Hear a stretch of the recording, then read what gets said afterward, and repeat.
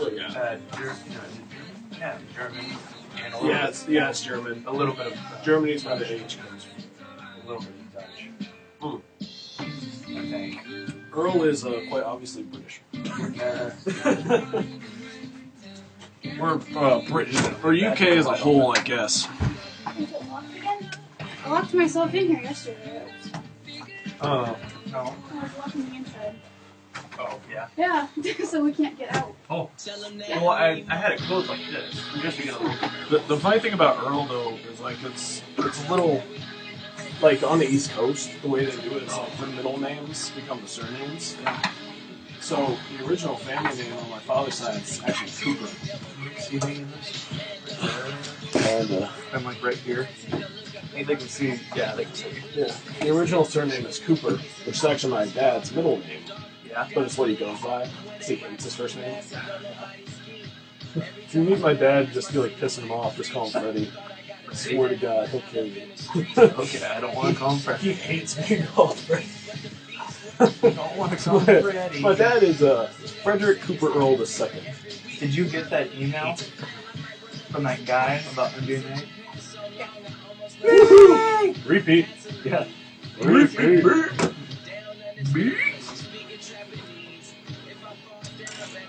I wonder if my folks are watching. My mom's not online.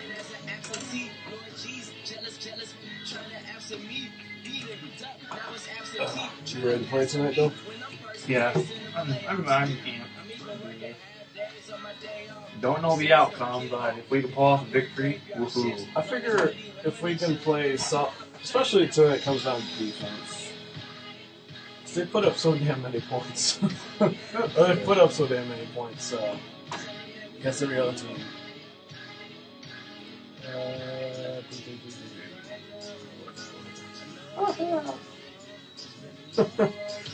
Did you hear about Winston? Winston? Oh yeah, You were not talking about yeah. I read an article about it. It's technically old news. I kind of think. It's technically old news. Yeah, and really, I think the only reason they're bringing this up is because he's in the spotlight. It's like a downgradable article to like be like, oh, is he really? You know what would make me really sad? Because Mariotta's whole Heisman thing is basically got kind of crushed with his injury. Yeah. If Manziel wins from this bullshit, because Manziel after Winston's the next one up. Pretty much. Well, unless one of those other ones down lower still have. There's not decent much season. time. There's not much time. But the way that Manziel has just been putting His up stats all are of just the insane stats, this season. that's the reason. His But also, stats- if you take into account Story, you know what would be really hilarious for me? AJ McCarron winning the Heisman. He's like the feel-good kid. Like you have to feel good for him. and even He Nick doesn't do Saban anything said wrong. he's that underrated quarterback that nobody thinks of. Well, yeah, When he it comes to doesn't Heisman, do, because he doesn't anything do wrong. everything like spectacular. He's more of that field general that just gets it done when he needs to The get thing it is, in done. the NFL, like if you're looking for a safe quarterback in the early to mid first round, because I think it might slip a little bit because it doesn't have all that hype. Yeah. And that's Right field. there. Yeah. Perfect. Dude, I would totally love it if the Packers picked him up. They would have to fall really, really. I don't think far the Packers. down. Yeah, he'd have to tank, kind of like Rodgers did, Yeah. because Rodgers fell incredibly. 25th. He got picked 25th overall. Close 24th. I think it was 25th, 24th. Yeah. But if he drops that far to us, I think there's a good solid backup. For Pick any him up. for any team actually, if I know. McCarron is there after 20, take him. Yeah, you got to. But a lot of these quarterback-needed teams are going to be picking up these solid ones. The beauty of this draft is this is an extremely quarterback-heavy draft. Yeah. As opposed to last Quarterback, year. running Last back. year was shitty as fuck. You got running back too. Yeah, you look at it. Your offense. This is your offensive draft. Evans is he eligible? I don't think so. I think is he a sophomore? He might be a sophomore. Which technically speaking, sophomore doesn't mean sophomore. Like Manziel can declare for the draft. Yeah. Because he was a red shirt He sophomore. will. He I will. think he will. He will pass it up. I don't know how far he's going Especially, to go. this was a put up or shove year for him, and he stepped up to it actually stats wise. That's what it is. I think He's got a lot more. He's got more If interceptions. he hadn't had such an insane passing season as he had this year, he would have. I think he would have fallen all the way out of the first round, Doc. But now he's put himself in there. But Evans, I need to look up Evans, actually. So I'm not sure. I think he's a junior. So he would probably go in the draft. Well, maybe, because after junior you can enter. You need at least Well, 3 yeah. years, right? Yeah, 3 years out of high Why school. does it say 3 that? years out of high school. 1 year. Oh, NBA head what the coach. flip? Do Mike Evans, Texas A&M. Well, alrighty then. Oh, God. There we go. What the hell is that? Sophomore. No, I'd so he won't I'd enter. assume that's redshirt sophomore. He won't enter then. This is his second year of playing. You don't play your redshirt year. I'm aware. That it might not. So he might be a true sophomore or a redshirt sophomore. And we're here on Make Your Points. I'm Victoria Harmony with me, Josh Earl, and Nathan Poole. Woo! How have you guys' days been? Oh, fantastic. I just got done with the presentation that I really just didn't want to do. And, well, I'm pretty sure we got an A on it, so it's like, it's out of the bag. What was your presentation on? It was on organizational communication. I got to do it on the scalar chain of command. How, like, organizations look at their command system within their organization and how it functions and all that stuff. It was really interesting with the articles I read, anyway, like how to please your bosses when you're an employee for them, and then also how email and versus face-to-face communication doesn't always work, doesn't always turn out the way that you want to. So it was really interesting on my part, but I had 3 other people to do it with, so we kind of all participated in it. So. Oh, he is eligible. He is eligible. He is eligible. Just doing a little research before the show starts, because, you know, that's what we do. I don't know, my day was kind of blah, I guess. I talked to Bull about my horror that was abnormal psych class, but He's it's like sitting in the heat. everything that could go wrong basically did go wrong.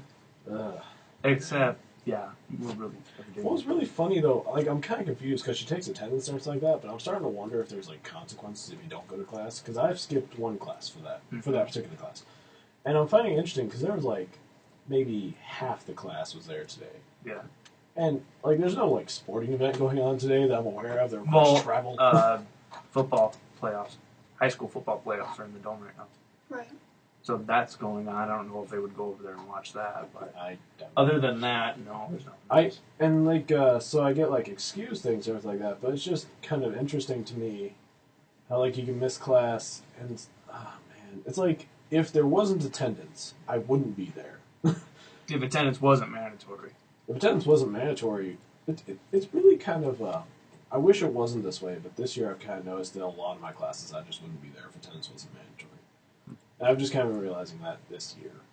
In years past, like in class would have like important information that you would want to be there for and have it actually be interesting. This year, not so much. Yeah, that happened with one of my bio classes where a professor was like, attendance is mandatory in this class. You don't have to be in class, but I will be giving out attendance points, and you will not know when I'm giving them out. So you better be here. And he pretty much said that. Like, yeah, that's a fantastic way to have people come. And also, bio's not an easy course. No. I took general bio, and I thought that was a hard course. And I attended every single class. I only had to take the second semester because I AP'd the first one. And I took bio survey 103. Here's the thing, though. Like, the first half of the semester, I went because it was, Vic, do you remember actually what the topic was for the first half? Was it like... I wasn't listening. We were in the same class. Bio survey 103. Yeah. The first half of it. The cell, I think. The cell. Cells? I Like think cell so. division? Because we talked about viruses and stuff. Oh, possibly. Yeah. And then the second half was evolution. Yeah. Now, here's the thing. Like, they would take, like, attendance sometimes. Like, the way he put it to us was attendance would be taken sometimes, and it's clicker attendance, that kind of stuff. Mm-hmm. But I realized after about a week of going to class, and this class was like 10 in the morning, my second semester of freshman year, and I was already getting lazy. So I realized after, like, a week that he never did those clicker attendances. So there was an entire semester I just didn't go to class, basically. Or entire half a semester. Entire half a semester that I just didn't go to class. And, but I mean, if there's going to be no punishment for it, and it's college, We're adults. Which is, We're adults. yeah, and it's like you go to class if you want to go to class. And if it's your decision. And the thing was, like, in the first week of that, like, evolution thing, they basically based all of their stuff on something I fundamentally disagreed with. Not, like, from a religious perspective, from, like, a logical perspective. And when, fundamentally, I disagree with everything you're spewing at me, and you just say this is right and everything that I believe is wrong, there's going to be issues. I'm not going to go to your class. That's just the way it is. And this How'd is you what do happens. in a class? I got an A. Yeah, I didn't get a B until second semester sophomore year. And you freaked out about it. And I freaked out about it. That's because I got 3 of them. Like, I just got Freaked out. walled. You know what that means? You slacked off. You know what that means? Honors classes are hard. Like 20-page research papers are hard. I don't like them. I'm not getting along with this computer today. That's what's happening. Yeah. When do we ever get along with any of the computers around here? It's just me. You know what's kind of funny? This is like one of the most high-tech buildings on campus, and there's so much funding in here, and our Just not this computers are room. so old. Just this room. It's actually, internet connection is actually pretty good in here in this building. Mine's been really iffy. Well, it's just slow. It's going. I've always found that like the internet connection There on my you go. phone doesn't work in here. So. That's not even the one I wanted. What in You the know what? world? Take what you get. Take what you can How get. did that even come up? I don't even know where that came from. You know what? The computer decided You know, what I've had you a bad wanted. afternoon. The computer so let's decided. just- No, yeah. I have. No. I was in a meeting that should have taken 30 minutes, and it took about 2 hours, and that Holy wasn't fun. crap. And then I had to go home and get my stuff because I thought it'd be a 30-minute meeting, and I didn't have any of my stuff with me. So that's been my day. So what was the meeting fun. with? It was for video production. We're making a promo, Oh, and we're boy. making a 45-second promo, and we planned a 45-second promo. And it took 2 hours to get that all done. Just about, yep. You had everything ready? Kind of. We have our sequence all done. Now we have to start the actual planning for it. We have Okay. everything we want done, now we have to do it, kind of thing. But we have to do our profile first, and that's this weekend. And yeah, so my life is just like, hey, let's just be super busy. But, for those of you that are listening, our Ustream is up on all of our personal profiles because I put it up. It's also connected to Make Your Point because I linked it. I'm putting up our Live 365 stream on our Facebook page for anybody that can't listen via actual airwaves. They can listen via cybernetic airwaves. I guess I can speak it that way. That's one way of putting it, I guess. That's one way of putting it. So, We will connect with you somehow. since you don't really have an excuse not to listen to us or watch us anymore because we're on so many different channels. We're on YouTube now, seriously. Like, if you miss us, you can just watch us. You know, Does I'm it- sure does it everybody seem- has an excuse. Does it somehow. seem like Victoria has no life? I've been telling you this for how many years? So instead of sleeping, she does this. Yes. Yeah. It's I like you did make that yourself once. so busy, you don't get any homework done, and Hey, you work on all you this know, other stuff. You know, actually, I did that one time, and it wasn't because I wanted to pull an all-nighter. It was just one of those ones that just happened, and that does happen sometimes. Like, you just stay awake for I know. 24 I hours. kind of hate. I'm telling a story, and I've had a bad afternoon, so you hush. Otherwise, you'll get muted. So, I just ended up staying up for 24 hours, or 36 hours, or whatever it was. And for that whole night, I just made my YouTube channels. And I found out I can make YouTube channels on my actual personal YouTube account after I made brand new YouTube channels for everything. So I deleted everything, and I restarted from scratch, because I had that kind of time. how was the next day for you then? You were probably dead. No, it's fine. Really? Yeah, I'd pull A lot of people would be like, I told you dude, she's a I am. vampire. A lot of people would be like, dude, I am so dead. I need a nap. Me, Actually, you know, personally, I would need a nap. I'm not really that bad. Usually, I'll take a nap or something if I have the time. The worst I've ever been on an all-nighter was probably my first or second one, and that's only because I stayed up almost 2 days straight.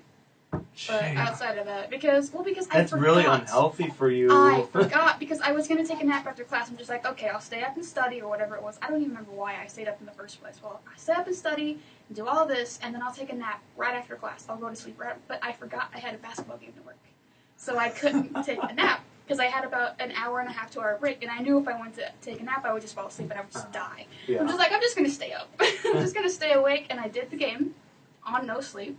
And then I went home, and I couldn't sleep for another, 2 hours. So, it was about, I think I figured 39 or 40 hours I've been awake. We should just name this show now, just like decisions made that But don't you know, really it's work. 5:25, and we haven't talked anything at all Yeah, I sports know, related. but you So keep how that about up. we go on to start with NFL? I'm so sorry for the delay, guys. Don't worry about it. wasn't super Me and Josh had a heart-to-heart conversation. Yeah. I heard. It's like, what else? What else are we gonna do? We're just gonna talk. So let's look at the NFL games that happened last week. Were there any surprises? Let's do this quickly so we can go through rather fast. ESPN. Yep, we'll try. So Nate, what was your game? The week before, actually. Well, I wasn't really surprised with the Packers losing because the Eagles are a better team now, and they're actually picked to win against Washington this weekend. But really, that wasn't a game that I wanted to look at. I wanted to look at the Thursday night game with the Washington Redskins and the Vikings. I was very surprised the Vikings ended up pulling that one off, but the Redskins defense is pretty terrible this year. And RG3 actually had a flawless game too. But the Vikings, even in that game, lost Christian Ponder to an injury, and they still ended up pulling away. And they had a goal line stand on 4th and goal from the 3-yard line. They didn't convert, so they pretty much won the game there. And then the NFL's winless no more winless teams. But she'll bring one up. What? Yeah, I'm pretty sure I called. I'm trying to remember if I called this one, but I'm pretty sure I did. Yeah. Bucks over Dolphins. Yep, I think you did. From what I read, I didn't watch this game because I just knew it was going to be horrible. Yeah, it was a pretty bad game. From what I read about it, it was sloppy. It was sloppy. Definitely. Shocking. Basically, I haven't been on the Dolphins bandwagon all year. I've been a big detractor of them this entire year. In that game, they only ran it, what was it, 2 times? No, not even. I don't think they even. Their leading rusher was Tannehill with 1 carry for 2 yards. Yeah, they had negative. How? They had negative rushing yards that game. How? They had negative rushing. They did not. They did not run it at all. It seemed that game. They passed it pretty much the entire game. Tannehill threw 42 passes. Yeah, which I mean is kind of I can deal with that. A lot of their drives too were very short. Well, I would hope so at that point. Basically, the only reason that made this game even remotely interesting for anything, aside from the Buccaneers getting that first win, was the whole Martin Incognito story. Yeah. Basically, this was a matchup of 2 extremely dysfunctional teams. Yeah. And they just played on Monday night and said, hey, let's go. And then you get a sloppy game and you say, hey, this really sucked. Yeah. Basically, that's effectively what happened there. But it's still, I guess it's a little surprising to see, even with the distraction that this whole situation has been, how far the Dolphins have fallen from this whole Martin Incognito thing, and how far they've fallen from their whole playoff aspirations at the beginning of the season. Well, they're still actually in the race. They're in the hunt, kind of. But if you're being realistic, yeah, not really. That being said, the Buccaneers actually came back and won this one from behind. Yep. So I saw a really funny stat, and I'm going to share. Sure. In the NFC North, I think that's the one the Bengals are in, right? The North. AFC. Yeah. Okay. I'm not as familiar with them as these guys. So in the AFC North, the Bengals pretty much have that wrapped up, right? Like, No. They're leading. Projection-wise, they're leading. Aren't they like a game and a half up on the Browns? They're 6-4, and Browns are 4-5. But they're I think projection-wise, they're 67% projected to win. Well, yeah, it's because the rest of their division has played horribly. The thing I found funny was the second projected team to win was the Browns, and nobody projects the Browns to win anything, and they're 11% projected. I had hope in the Browns. I didn't. I had faith in the Browns. I was saying, hey, they got rid of Richardson. Yeah, Whedon is kind of painful, but I mean, they got rid of Richardson. And I'm just like, hey, they're actually playing decent ball because they're playing good team football. And then it really started with Brian Hoyer when he came in. Yeah, and then he got hurt. And then Jason Campbell came in, and I think he went 1-1 in his 2 games. Campbell's, but he held them close to the Chiefs. Is he starting at this point? Yes, I think he is. God, if they can get an upgrade at quarterback, I think they could possibly have a shot of making a wild card in the AFC. But they have Whedon behind them, which that's not going to win them anything. Whedon is not an upgrade over anybody. I know. There's no upgrades really available out there. The closest thing for an upgrade Whedon's an upgrade on Leaf, but we're getting way off topic. That's a really old reference. Kansas City. We're going to talk about Kansas City now because segues are just not happening. So Kansas City is going to start Dwayne Bowe, who was recently arrested for drug possession. And he has come out and apologized. So another shocking example of athletes getting off of things. We didn't know. Of a controlled substance, which was marijuana, and he was also speeding in his car. But he was arrested. If an ordinary citizen had that, wouldn't they be thrown in jail and not allowed right back on? I'm guessing he got out on bail. Yeah, I know he's on bail. I had a The discussion. K9 found 4.2 grams of marijuana in a backpack in Bo's car. A That's not very passenger much. identified by police as George A. Thompson told the police the backpack belonged to him. 2 hand-rolled cigarettes containing 2.2 grams of what police believe to be marijuana were found on this guest, who was arrested for possession of a controlled substance as well. Bond was posted at $750. Wow. That's a pretty low. That's a really That's low a bond. really low That's a bond. really low bond. $500 for his guest and the passenger in the car. That's, He still that's has to go to nothing court. for him. Bo was suspended Well, yeah, 4 but that's games still in nothing. 2009 for violating the NFL's policy on Oh. performance-enhancing drugs. That program, however, is separate from the substance abuse policy that governs use of illegal drugs and abuse of alcohol. So effectively, it's not going to be like a double whammy. The NFL coming down for No. multiple offenses. And I had a discussion with a worker yesterday about this, because this is when the story broke.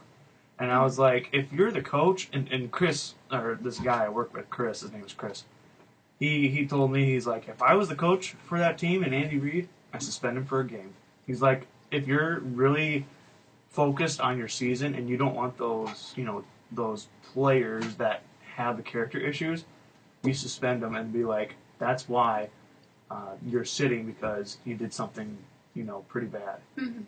How much of an impact do you think having him play or having him sit would make on the game coming up against the Broncos? Bo hasn't been playing extremely well this But season. that's It's been because a running Alex game. Smith doesn't throw to him. Well, he's a game manager. Jamal Charles has been playing like an MVP candidate this year. So effectively, you don't need to. So I figure a 1-game suspension would be a message for that, and a message for his play. Yeah. It's kind of a combination double whammy, basically. But, yeah, that's kind of the same thing. Would impact either way? No, I really don't think so. Because he hasn't been doing anything at all this season. Really, I think their leading receiver... Oh, jeez. It's probably him. It's It probably may not him. be. I'm pretty sure it's him. 'Cause he is the number 1 receiver. But really, their offense kind of runs through the running game. Mhm. That's really the only offense they have. When you have Jamal Charles, you kind of have to. Yeah.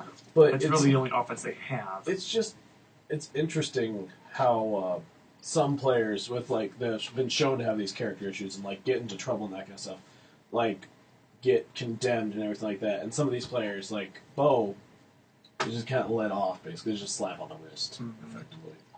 Alright, so since we're cutting short anyway, how about we look at next week's games? I think the one we're looking at, Josh, is the game of the week practically.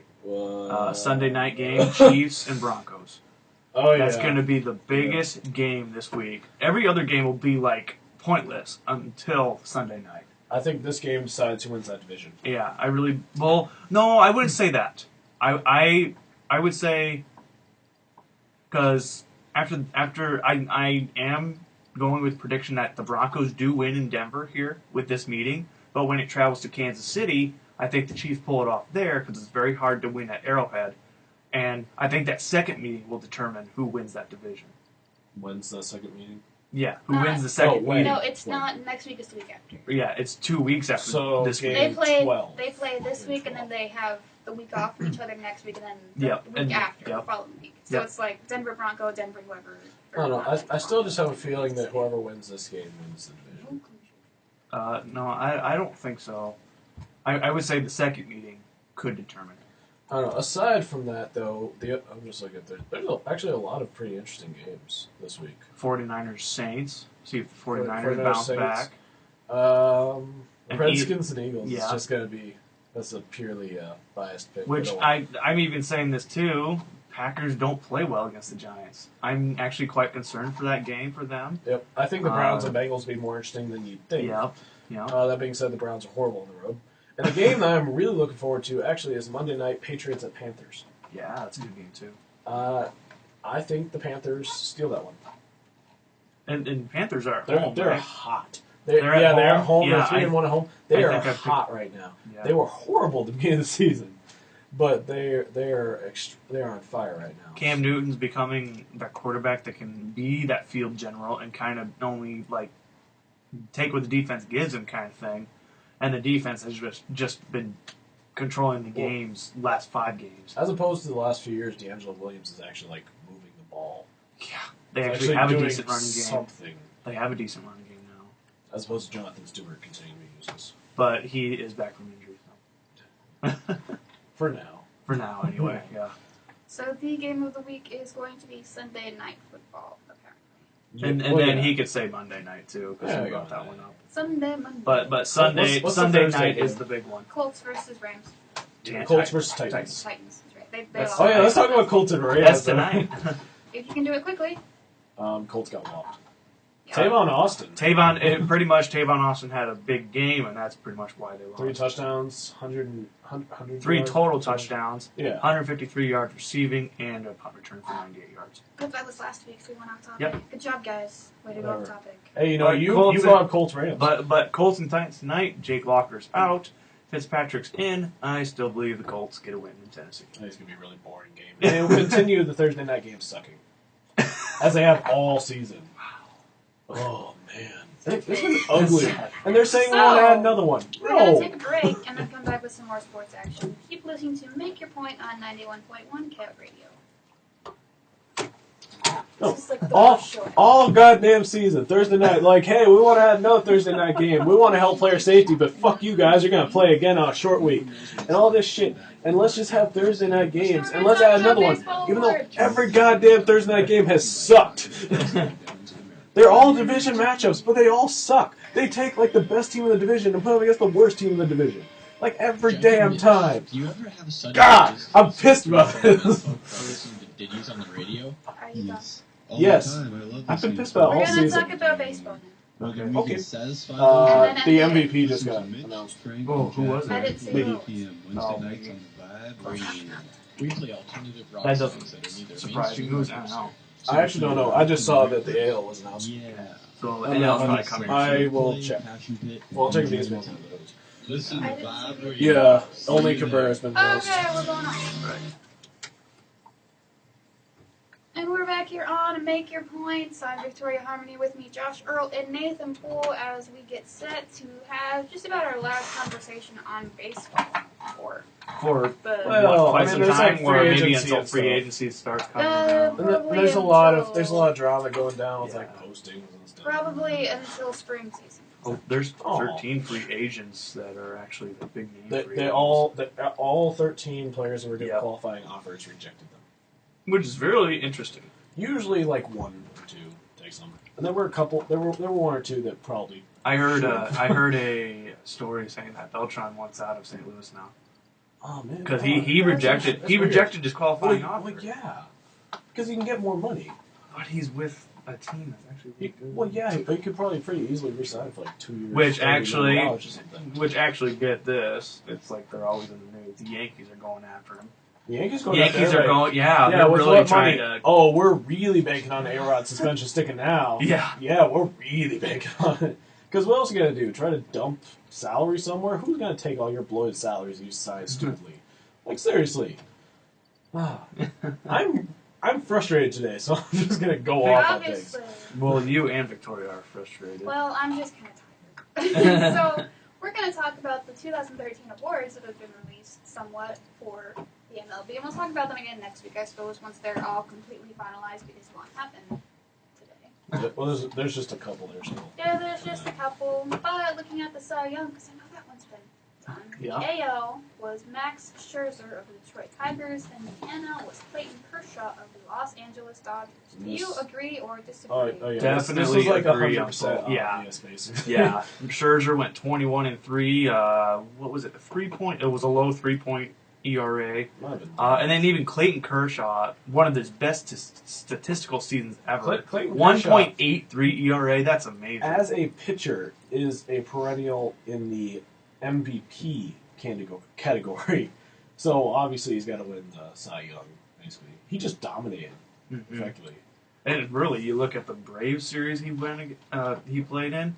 He dominated that lineup too. It's like whatever team he plays, he dominates.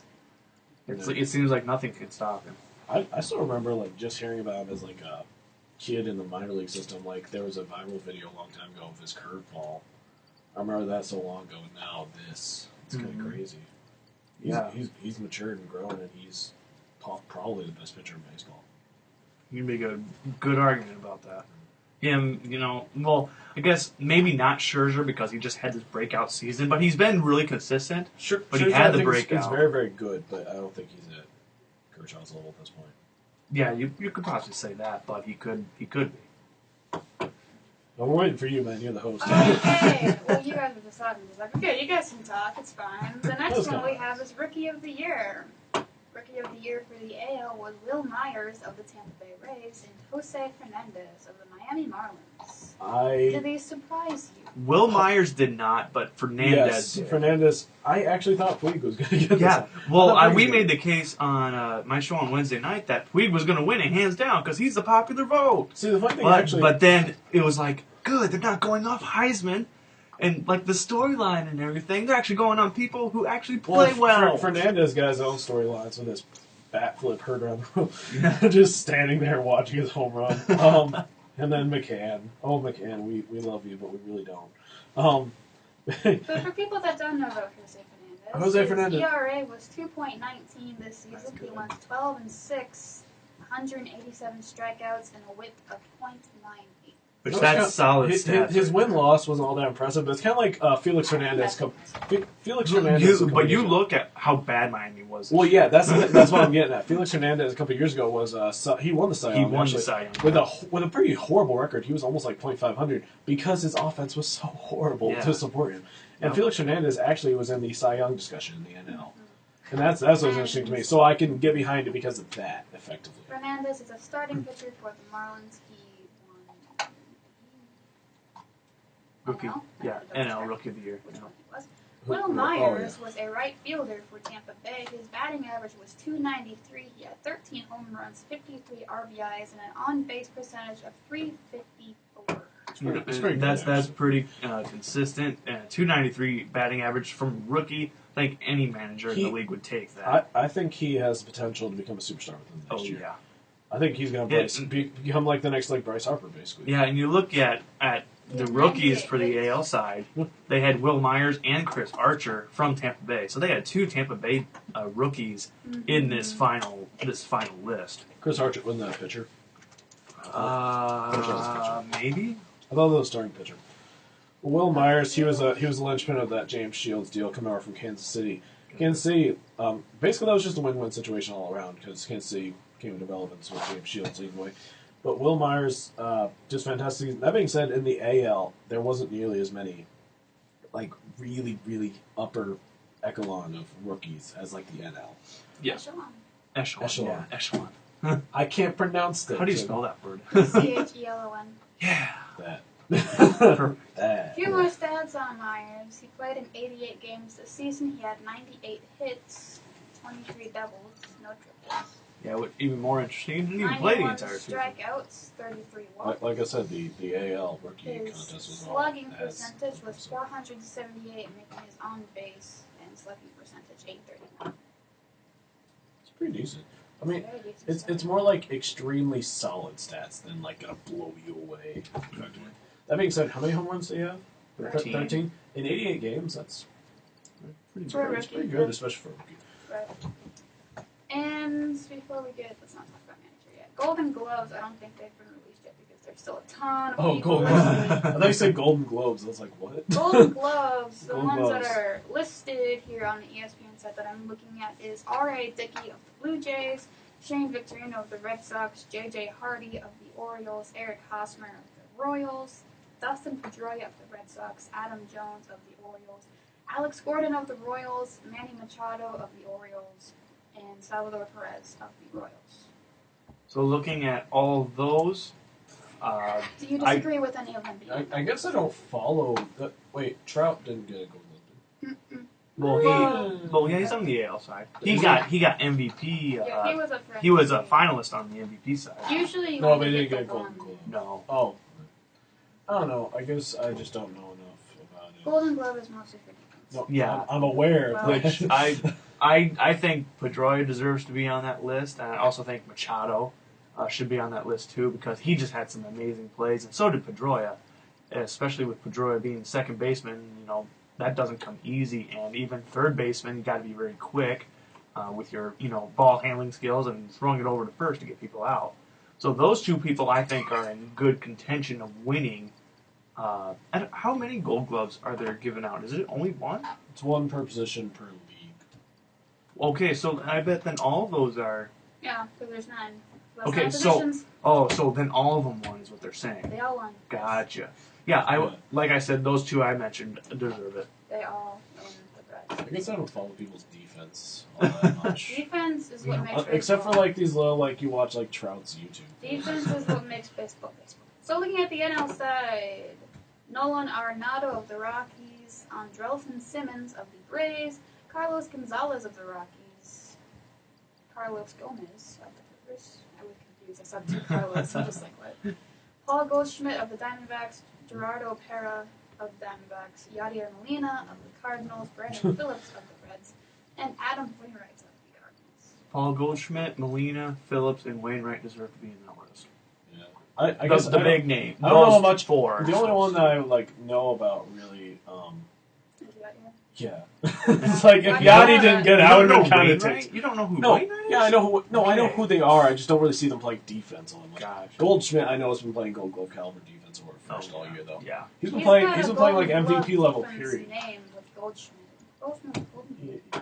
Yeah. Moving on to Silver Sluggers, Joey Mauer of the Twins. Joey, it's not Joey. It's I Joe. call him Joey. So It's Joey Joe. Mauer of the Twins. Torrey Hunter of the Tigers. Joseph. David Ortiz of the Red Sox, Robinson Cano of the Yankees, J.J. Hardy of the Orioles, Miguel Cabrera of the Tigers, Mike Trout of the Angels, Chris Davis of the Orioles, and Adam Jones of the Orioles. I pretty much agree with all of those. You know, Yeah. Miggy deserves to be in there. Trout deserves to be in there. Cano, Ortiz, they all deserve Yeah, to no be problem. in there. Does it go by position or is it just like? Oh yeah, It it doesn't does matter. go Yeah, by. they're all position-wise. Well, aren't yeah, but they? like the list I have. What right here- position is Chris Davis considered? He's Okay. first base. Okay, so okay, so there's designated here. Okay, I was confused with the Ortiz Oh yeah, being there. yeah, Ortiz. And I was like, wait, this doesn't Ortiz seem would be quite right. designated hitter. Yeah. Okay, no, it makes sense now. Okay. And then on the NL side, if I can get this to work, maybe we have Andrew McCutcheon of the Pirates, Ian Desmond of the Nationals, Jay Bruce of the Reds, Pedro Alvarez of the Pirates, Paul Goldschmidt of the Diamondbacks, Matt Carpenter of the Cardinals, Zach Greinke of the Dodgers, Yadier Molina of the Cardinals, and Michael Cuddyer. Michael Kadire. Kadire. Hey, Whatever, I saw the bro. look on your face. Zach Greinke's actually a decent batter. Oh, For a okay. pitcher, Well, he's then actually I- a decent then I batter. even I saw- was surprised. Oh wait, Matt Yeah, Carpenter isn't He's second not- baseman. Okay. Second baseman. I was like, Matt Carpenter. No, that's not. I good. know. Cardinals second baseman. It's the Gotcha. Cardinals second baseman. I was like, when I saw Greinke, I was like, Greinke? What? No, you hear. Greinke. I hear Carpenter. I think Chris Carpenter, which is the Cardinals too, but he's a pitcher. So Matt Carpenter, I never You know. quite understood like who he was until the World Series. I Yeah. was like, oh, he's a leadoff hitter, I guess. I guess everybody except, in my opinion, Greinke, but whatever. No, there's nothing wrong with Greinke. I'm not biased against Who pitchers. was I the get catcher that, again? doesn't matter. Who was the catcher? Yeah. Okay. I was Which like, that's no doubt. He hands has down. zero speed and not a whole lot of power, but he has- for a high average. Yeah. He is for a high average. He gets on base. He's kind of like Joe Mauer, though. And then but not rounding it quite out that before much. we get to MVP, ALCS MVP and NLCS MVP was Koji Uehara and Michael Waka, Give it to respectively. Waka? Yes. Waka actually No. was, he had a fun And storyline the too. entire World Series MVP was David Ortiz. Yep. Well, yeah. Look at that. Can't really argue that one. Let's try to argue it. So, Yeah. Let's talk about MVP. Okay. Well, only one's been announced. but- Right, it announced after I got here. So we're going to talk about the ones that were supposed to be voted. The main two for the NL was between Miguel Cabrera and Mike Trout from the article I found. That'll be A. Yeah. I thought you said NL. No. So between those two, which do you think unbiasedly should have won? No, I think it comes down to the same general discussion it did last year. Because weren't these two almost in the Yeah. top two again? Yeah. Top Last stats year? to Yeah. know. But, Mike Trout was pretty much the only consistent bat, the only consistent player on that Angel squad that really Something stunk again. Mike Trout was so good. He set records actually regarding he was the first person to get 100 walks and 100 hits or Hits? something like that. But Let me like, see. it was just so He set, devastating a for bunch the of records and Angels. like that. But it came down. We actually brought down the stats. You could go either way because Miggy, even through all of his injuries and everything like that, had such incredible stats, and so did Mike Trout and everything like that. But then it came down to which team went to the playoffs. Yeah. Also, That's effectively what happened I last think year. that's- And I think that's pretty much the deciding also, factor again. people Also up in there was Chris Davis, but I feel he wasn't. Nope. Yeah, he No. probably wasn't going to win He it. had a lot of home runs, but sorry, buddy. He And- was up there. and- Just he was in the voting. Cabrera, I think still deserves it because he almost got his second straight Triple Crown. If Yeah. Chris Davis wouldn't have gotten If the Chris home run, Davis he hadn't would got have some won home it runs.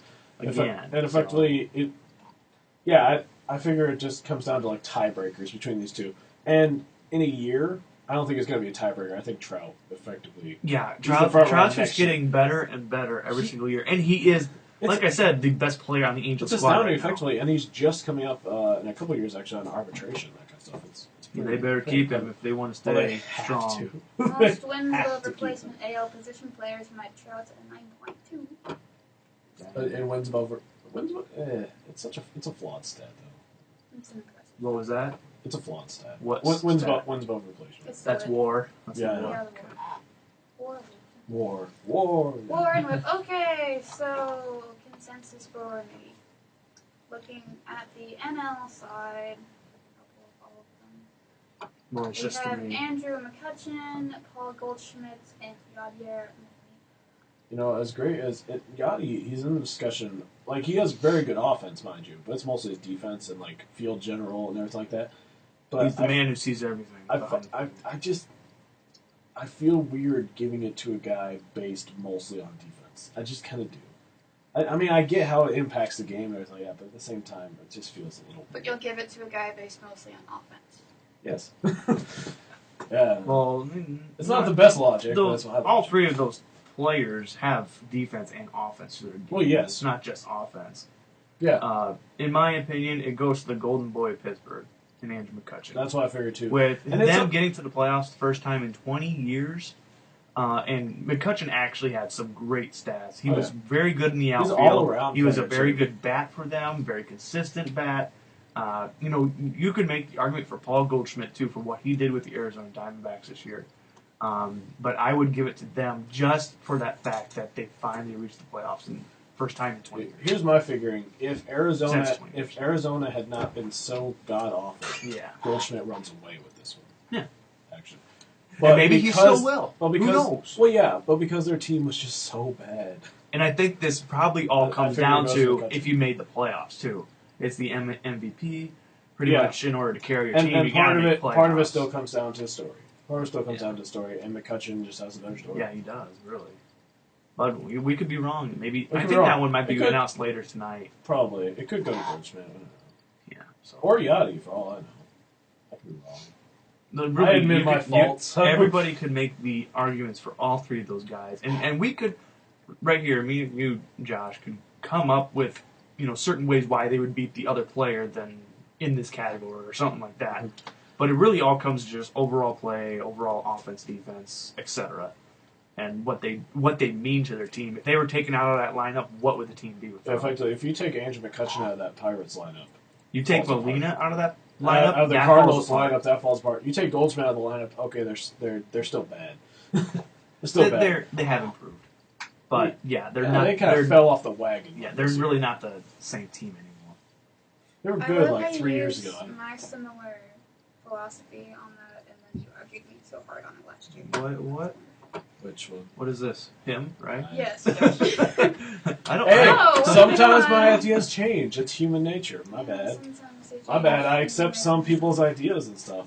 Not I'm mine. sorry for having an open Okay, mind. so the replay rules are to be changed, and there has been an This is approval. a unanimous. There has been an approval to give funding to Well, it's possibly change it. It's not completely in the works yet, but there is funding for it now. Do you think that the replay should be more of a factor in next year for the baseball association? With this whole thing with the replay, I think they said they were extending it to what was it like maybe home plate, like I the safe haven't at really home read plate? up on it. I just read that it was unanimously accepted. Because I did read there was a recent Major article. League Baseball took the first vote in a two-step process, unanimously approving funding for expanding instant replay in 2014.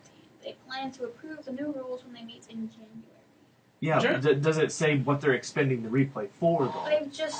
They've just said okay to the funding. They haven't said okay. okay to anything Gotcha. else. It's 'Cause just I- the 'cause I funding. thought I Generally read speaking, an I'm early just okay article. with reviews. I mean, we've talked about because this they in said past home shows. runs, foul balls. They'll look I don't have replays much for problem that. with those, really. Yeah, I don't either.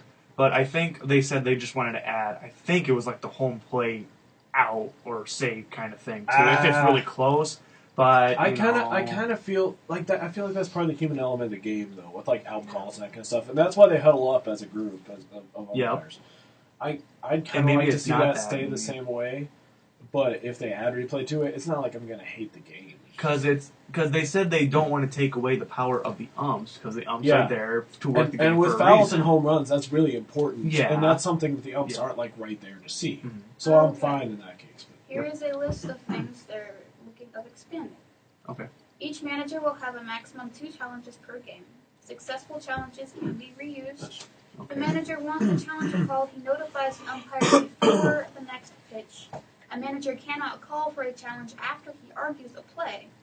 All reviews conducted in New York, likely by current or former umpires. Communication to umpire on field via headsets.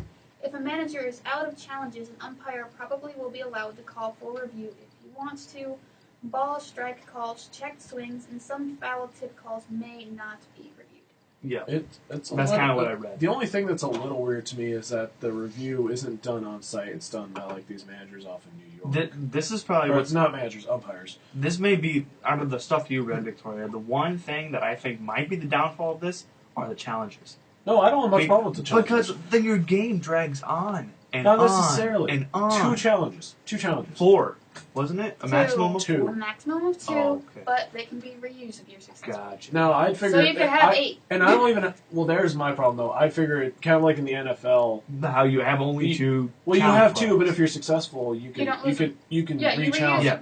But there's a limit, isn't there? Yeah. If you get... No, if you limit.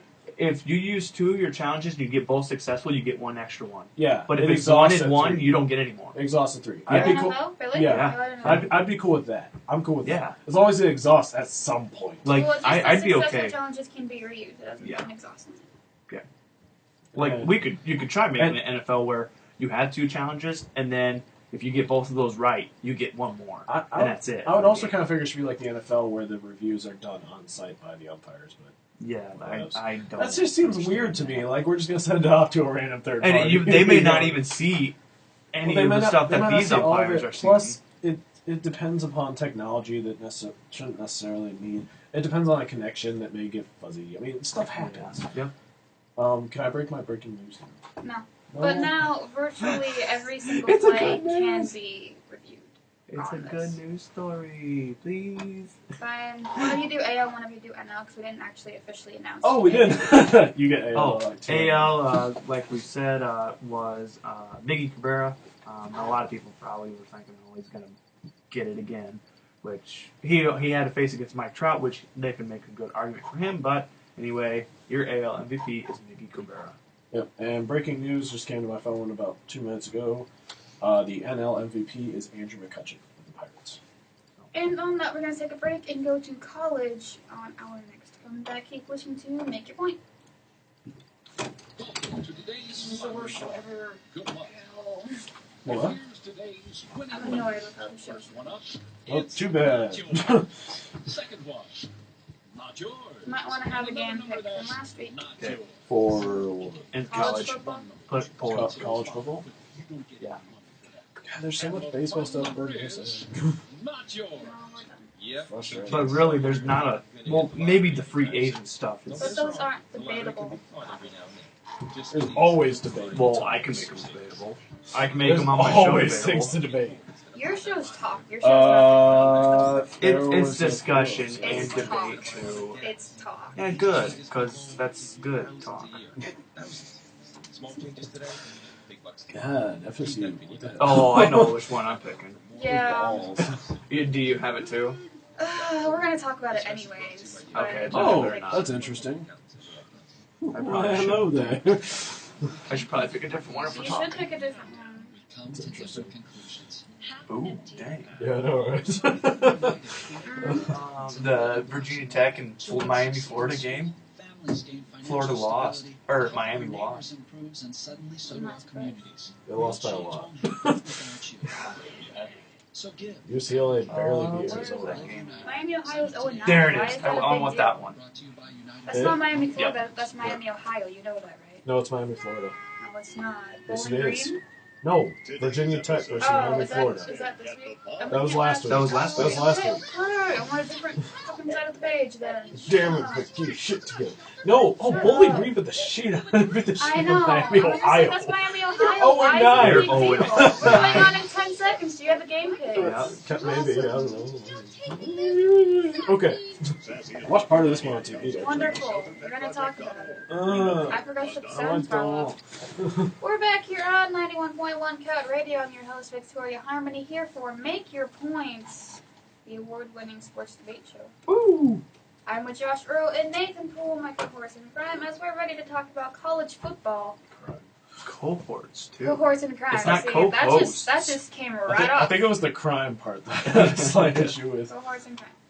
So, college football, we always do this a look at last week. Who capped your interest last week? Which game? What game caught your interest last week? But I'm gonna go the Notre Dame and Pittsburgh game, where Pittsburgh came back and won it against then number 23 Notre Dame. That's just a very poor showing against a Pittsburgh team that's like really pretty average. They're not like a stud team, but yeah, I was just disappointed in Notre Dame and how they came out and played in this game. I'm just curious about something. I just wanted to check into something real quick. Notre Dame. I don't think They're an independent I don't team. think they're that good, really. Well, their record probably the They people they played don't show. They've beaten one ranked opponent. It was Arizona State, and they barely beat them. Yeah, and then the first team they did play was Michigan. And got kind of I honestly down. I figured Notre Dame is kind of like a facsimile for a ranked school. but they are an They're independent not. school. Well, he's not asking me about their... Yeah. I'm not asking Yeah. whether they're Yeah, I know. independent. I'm just No, I know they're independent. There was a couple upsets. I don't know which one you were thinking of, so I don't want to take it. Don't take the main Region. one. Don't take the main Do not one. take the Don't main take the one. main one. So Do the, not take the the one at the main top of the one. page. Yep. Don't take the one at the Do top not of the page. take that one. Okay. Everything else is fine. Okay. You were supposed to have one pre-picked. No, I wasn't sure which one you were thinking We of. had 2 minutes I to do didn't this. know. Okay. Ask questions. Virginia Tech whopping Miami, Florida. Yeah. 42-24. Yeah. So there's that. Is that their second straight loss? I can check. Because my Florida State. I was can the check. first. Yes, that's their second straight loss. They got whopped by Florida State too. Yep. And they Yeah, we beat should've every known team that, before but- them. But, And they played Duke next. And Duke is on the upswing. They beat Yes, Raw they Tech. Was that those were really low And they scoring, beat right? NC State this week. What? Was that a low scoring game? The Duke. The Duke Raw Tech one? Or the Duke NC State I will look game? them up. The Duke, one that Duke was is last 7-2 actually. We've Duke, been saying Duke's been getting better. Duke this last I week said it too. played NC State and they won 38-20. I just Against said that. Virginia Tech, it was 13-10. Yeah, that was the game I was trying to think of. Well, I'm looking up stuff. I'm trying to be helpful. and stuff. Well, thanks for listening while being I helpful. know, right? I'm sorry. So the game that I'm Sorry. surprised neither of you picked, regardless, was Kansas State over Texas Tech. That was Texas the Tech's other second one, loss. but whatever. Third loss. Yeah. Second loss in a row, Oh. right? No, third Uh, loss. I can. You know what? I have a computer. I can like look this You know stuff up. what? So do I. Yeah, that's their But it's a really third slow loss. You know what? connection. You stink. Third loss in a row. So after going undefeated, they've had 3 straight Yeah, I know. losses. I Fun think that's fact: kind of they a big are deal. first in the FBS in passing yards per game Good for them.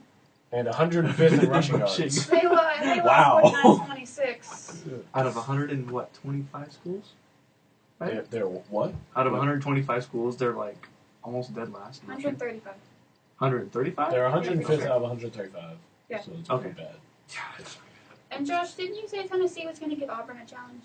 I think I did. Yeah? Yeah, Yeah, how did pretty that sure I challenge did. work out How for did- him? Where am I looking? 55-23. Right there. That's how that challenge works. It's Oh. right about the Texas Tech game.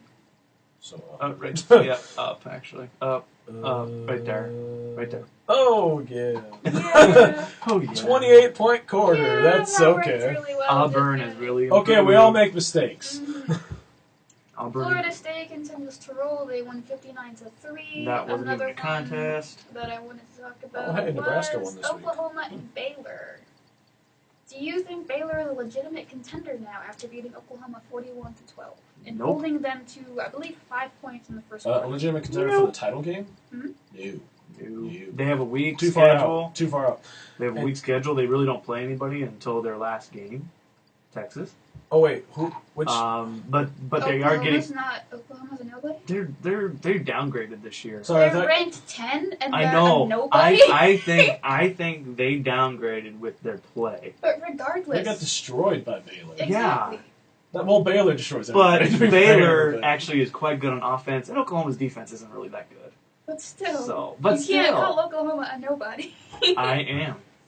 I think they'll Going get one of decision. the side bowls, but that's pretty much the ceiling for them. But Baylor can get into one of those, BCS series bowls, like big time bowl. I don't think they get to the championship though, because right now that's held by Alabama and Florida State, and I don't think they're going to lose the rest Because of the Florida season. State's, schedule is so much stronger than. It's stronger than regardless, I Baylor's. figure. They're in the Big 12. They don't have any Wait, competition in the Big 12 except Oklahoma and Texas. Or They in played front- about the same number And of. Kansas State, They played maybe. about the same amount of ranked opponents. Nah, Are we Yeah. referring to Baylor right now or yes, Oklahoma? Baylor. Baylor? Why would Okay. we talk about We're Oklahoma? talking about Oklahoma. Because they just played Baylor. What was you confused about? Why do you not listen? Baylor points. God, their points against See, the Seven that's- League too. that's- Look at that. That's good Exactly. stats, though. They Which don't just I'm beat just- And people. you're They saying just they're crush not, everyone's they're, souls. They're not even a legit That's contender. the They're not point. a contender, even though they're putting up That- these numbers. That's They're the putting up point. over 500 playing- yards per game. They're playing nobody teams. Fun- They're And playing who is Florida 9-year-old State? Who's black Alabama girls. playing? Who's Fun- Florida State playing? fun Who fact- has Alabama played so far? Hey, can I? LSU, Seriously, one Mississippi, game. no, Mississippi State LSU, doesn't count. Texas A&M, Okay. I don't consider Texas Tennessee. A&M a contender. They're like ranked 22nd or something. Can I drop some But- facts well, on you yeah. guys No. yelling and But stuff? if No? you want to Okay. put a label a good team against Alabama, Texas A&M, If you're and going to say Auburn Texas A&M's was a another team, then you one. have to say Oklahoma's a team. You can't say if Texas A&M's somebody and Oklahoma's a nobody because I'm Oklahoma's not better saying than that Texas A&M. Oklahoma is a nobody. I'm saying they're just downgraded this year. I never said the term Okay, nobody. first of all, those actually were words you put in his mouth. Second of Yeah, all, thank you. Oklahoma in Week 8 was their first ranked opponent. And it I'm doesn't. not talking about Oklahoma. They I'm talking about Baylor. They only Baylor. Okay. They Oklahoma only was have- their first ranked opponent. And how They many played ranked 2 more. opponents has They have Alabama and two. FSU played? They have More. Oklahoma More State than and one. Texas. They will beat. I think they'll beat Texas Tech, and they'll beat TCU. Texas Tech is ranked and they've been ranked all season. They're not anymore. They won't be ranked after this last loss. I don't think. But it's, Alabama has played 3 ranked opponents at the time that they played them, and they have 1 more, Auburn. And what were the rankings of those opponents? 6, 21, and 13. And FSU? Give me a second. I know they played at least 2. FSU? Clemson. Where- Miami. Clemson's Miami. Oh. Yeah, I know they played at least 2. Florida State. 1, 2, 3. Oh, Maryland when they were ranked. Maryland Which ranked they 25th. Maryland really, doesn't count. yeah, they really killed. They played Clemson and Miami, Florida, played and whopped them both. And They they whopped don't, I think- but they don't play any more ranked Which opponents. I thought Clemson would maybe put more of a show, but Miami, I just didn't believe in that game. I knew they were probably going to get beat, and I didn't think they were going to get beat that bad. So, schedule-wise, they've had 2 ranked opponents, not counting Maryland, because Maryland was ranked preseason. So they've had 2 ranked opponents. Baylor will have 2 ranked opponents because Texas Tech. They'll play them later, and they will. They played next week. They'll probably Exactly. be out of the rankings. And But then if they they are out, they'll be 26 or something like that. They'll be right up there, and they've been having a decent year so far. So, I mean, they're comparable. Well, Texas Tech is not listed as ranked right Correct. now at all. So they just dropped after this week. But they are Yeah. comparable. But they play Oklahoma State and Texas still. Oh, that game's played. No, Texas Oklahoma State is Texas ranked. may or may not I know be Oklahoma ranked. State's ranked, so they have 2 ranked opponents on their list. Plus, they have Texas Tech, who's been ranked, which would be comparable to the Maryland ranking. So, That being said, They have one- the Texas one they play too. Texas is 24th right now. They Mhm. may or may not be ranked. It's not- but schedule-wise, those line up, don't they? Yeah, true. Mm-hmm. Uh-huh. Uh-huh. I think you just like They're that pointing that you're finger just at me good like, at oh words. no, you didn't. They're not legit. Okay, we'll go with that, even though they've had like Which 400 team are we yards. referring That's to? that's not the being reason. legit? That's Baylor. the reason They're I'm. legit. I'm just No, not sure they're that's- going to be like in the I championship don't portion. think so because they're playing nobodies. They're not They're playing legit, even teams though that even they though can their rack up the quarterback is like yards 6th with. in the Heisman hype race. Yeah, but they But they're can. not legit. They rack up yards on offense against these really terrible teams. No wonder they're first in points for. No wonder they're ninth for rushing yards because they're playing nobodies. But you know what they're playing impressed teams me that are not this good. week was their defense. We've been raving on their offense on and on, but their defense this week fun really fact, finally woke up. actually, they only had 12 points. Can only I 12 have a points. fun Fine. fact? Overall, their defense is ranked 7th in the FBS in 15.4 points allowed per game. Fun fact. They give up so many points. No, they They don't. give up 15.4. They have had one game that they gave up more than 25 points. And that was against West Virginia. That was basically a shootout where they gave up 42, but they scored 73. That was the week they had 800 Yeah. yards of offense. Still, my point. Look who they played. Wofford, Buffalo, UL Monroe, West Virginia, Iowa State, Kansas. Look at those teams. What's their combined You're just record? clinging to them. What's their combined record? Like 5-18. That's why their defense looks so good. Hold up. Wofford 5-4. I'm just gonna go for this. Okay, but I mean, you want to go there? Florida State's played Pittsburgh, Nevada, Bethune-Cookman, and let's remember this: Bethune-Cookman's in the MEAC that plays Savannah State. Hey, okay, they're in that one. Can you make a Word document real quick? I just want to crack this real quick. I'm curious. You can. I'm lazy. I don't care. So Florida State's played Pittsburgh, Nevada, Bethune-Cookman, Boston College, Maryland, Clemson. I'll give. NC State is very, very iffy. They're like the Texas that Baylor will play. Okay, they're a decent team. They played Wake Forest, and they beat Wake Forest 15-3. So that tells you what Wake's like this year. They will play Syracuse, Idaho, and Florida. And Florida, who's had about 15 injuries this year, and isn't even a team. Yeah, really. So really, who have they played? Clemson. Yeah. Really. But still, I'm still going off Baylor. I'm not really believing in Baylor right now. I'm in the process of negating your point, but We'll come back to that one. yeah, I'll do While math Josh and does stuff. that, let's talk about the real game. Let's talk about Stanford and Oregon. Very disappointed. Even though Oregon actually had a shot late in this game when they were down 26-0, and the next time I look at it, it was 26-20, and I was like, "Whoa, what happened?" I know, right? And I was even talking to you about that. I was like, "Wow, Oregon's down pretty big," and I was like, "There's no chance they're coming back to win this." Yeah, and that then wasn't turnovers the first happen and quick scoring, and it's like, "Oh my gosh!" They made a game of it, and Yeah. Oregon usually does that. I was impressed with how they came back. But, every team has that Achilles heel, and they just haven't been able to beat Stanford the past 3 years or so. They can't beat them. It's just that one team. And Josh is distracted. I'm doing math. He's doing his We were math. having better debate on Baylor. Yeah, So, which I can still. Well, put no, debate because we're on. going back to it. So, with this loss, do you think Mariota's out of Heisman contention? Because they said he had a minor MCL sprain, I think they said. But I don't know how severe that is, if he can continue playing or not. But if it really does hurt his chances now that he is injured. Because his Well, not talking about the performance- injury so much as the loss. Yeah. The injury will happen later, but the loss right now. The is loss prevalent. probably hurt him. I think in order for him to be up there, he needed to go undefeated. I have maths. All right, let's hear the The maths. combined record. But first of all, let's hear your opinion on if Mariota's out of Mariota's Heisman done. hype. Yes, because the that's injury that's takes him out of it. Whatever. Yeah. Well, we're not Well, talking not injury. even injury. The injury is out of the question right now. It's just the loss that's the prevalence because injury hasn't been Oh confirmed. yeah, right it's always been kind of amazing to me how just like having one iffy game or one loss in this FBS can like just ruin the Heisman chances. So effectively, I think it does. But you jumped around it when Geno Smith had his bad game. Geno Smith didn't just have one bad game; he had a bad season and a bad team. He Which did I not said have a before, bad and you season. muted. He had a bad season. No, he had a good statistical season. When? The team was bad, and they lost a lot. Let's continue this. Which I said discussion before, from and you last muted year. Give your before. math. Just give your math because that's My math. ridiculous. Baylor's ridiculous. opponents. I'm not even comprehending it. My bad. Are you saying their team was good? Our team wasn't bad. Can we do math again? Like Give your math. the math. Baylor's combined. All their opponents up to this point. Their combined win-loss percentage is 35 and 41. There you go. Yeah, Which is there not we go. terrible. I can It's not great, but it's not terrible. just Should I do it for Bama? Just No, like, do it for I FSU, can dispute because that. we're comparing FSU. Baylor and All right. Florida State right now. I can dispute that. give me some because, time for this. Yeah, some of those teams that they played earlier probably had good records. Look at their conference though. They're in a really bad conference. Well, And they have nobody. Those teams have nobody to play for. So this comes easy for Baylor. And the ACC is such a better conference for football. I'm not saying it is. Then what are you saying? I'm Just saying because they're that in a bad Baylor- conference, I'm comparing I'm just Baylor saying to that Florida Baylor- State. I'm Baylor saying and Florida Baylor. State, side by side. Schedule-wise, they look fine. They're in about the same kind of conference because the Big 12 is weak, I will give you that. But so is the ACC, and that's what Florida State's in. That's also weak, especially for football. Yeah, you could say maybe both of those conferences are pretty weak. But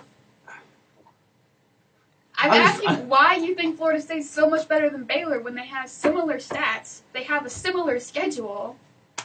What makes Florida State so much better than Baylor? They have similar styles. They have quarterbacks that are running gun type of quarterbacks. Petty is he's not the same as Winston. Winston is a little bit of a better passer, I'll give you that, but Petty is also a very good passer as well. Mhm. That's why he's up for Heisman contention. Yeah. So is the running back. Yes. So what makes Florida State so much better when they're this similar?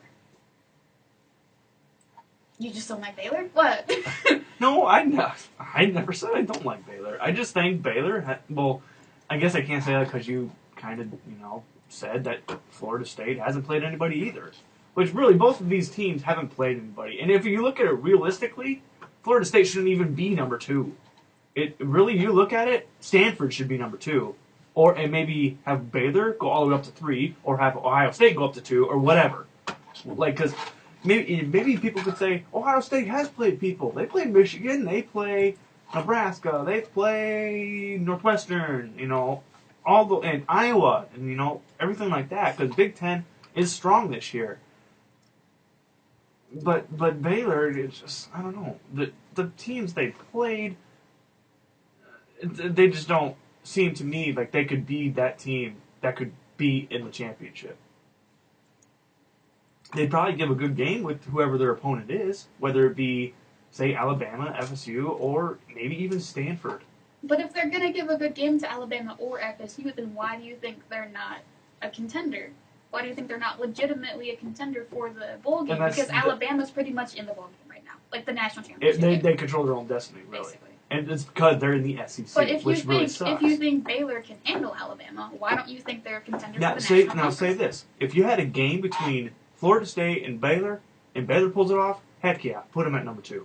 Because that's a big win. There's no buddy bracket game. I know, works. but that's a big win for them if they can beat them. But I'm still going to go with my assumption that they just really haven't played anybody. And same with Florida State. Don't get me wrong, they haven't played really anybody either. Their biggest opponent was Clemson, and they whooped them.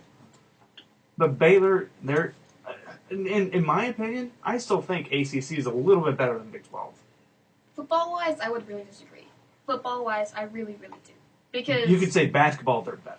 Well, obviously. You could say basketball ACC is the SEC. Basketball ACC is not necessarily. Yes. Because Duke, basketball ACC is the Duke, Pitt, UNC, yeah.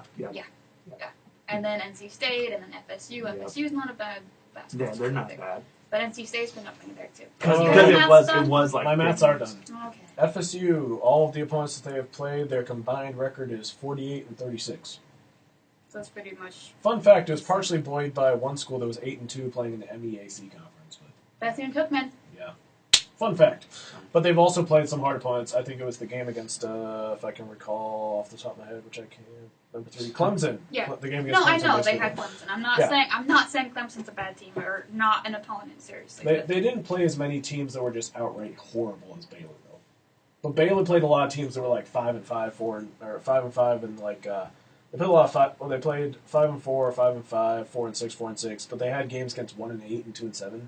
And FSU, the worst grading they had was 2 games against 3-6 and 3-7. That was basically the worst. So they've mostly played kind of, generally speaking, 5-4 type teams, 7-2. That kind of stuff. And that's the whole deal with this. Like if Big 12 was stronger this year, I would totally go Baylor's side. But really, the Big 12 is not strong. Kansas, really, that's just a pushover team. And you look at everybody else they played all these like really crappy teams in the beginning because that's just the way scheduling goes. But then when they go and face the teams in their conference, they're facing teams that are struggling. They're facing teams like Iowa State, TCU, who actually I think is having an okay season.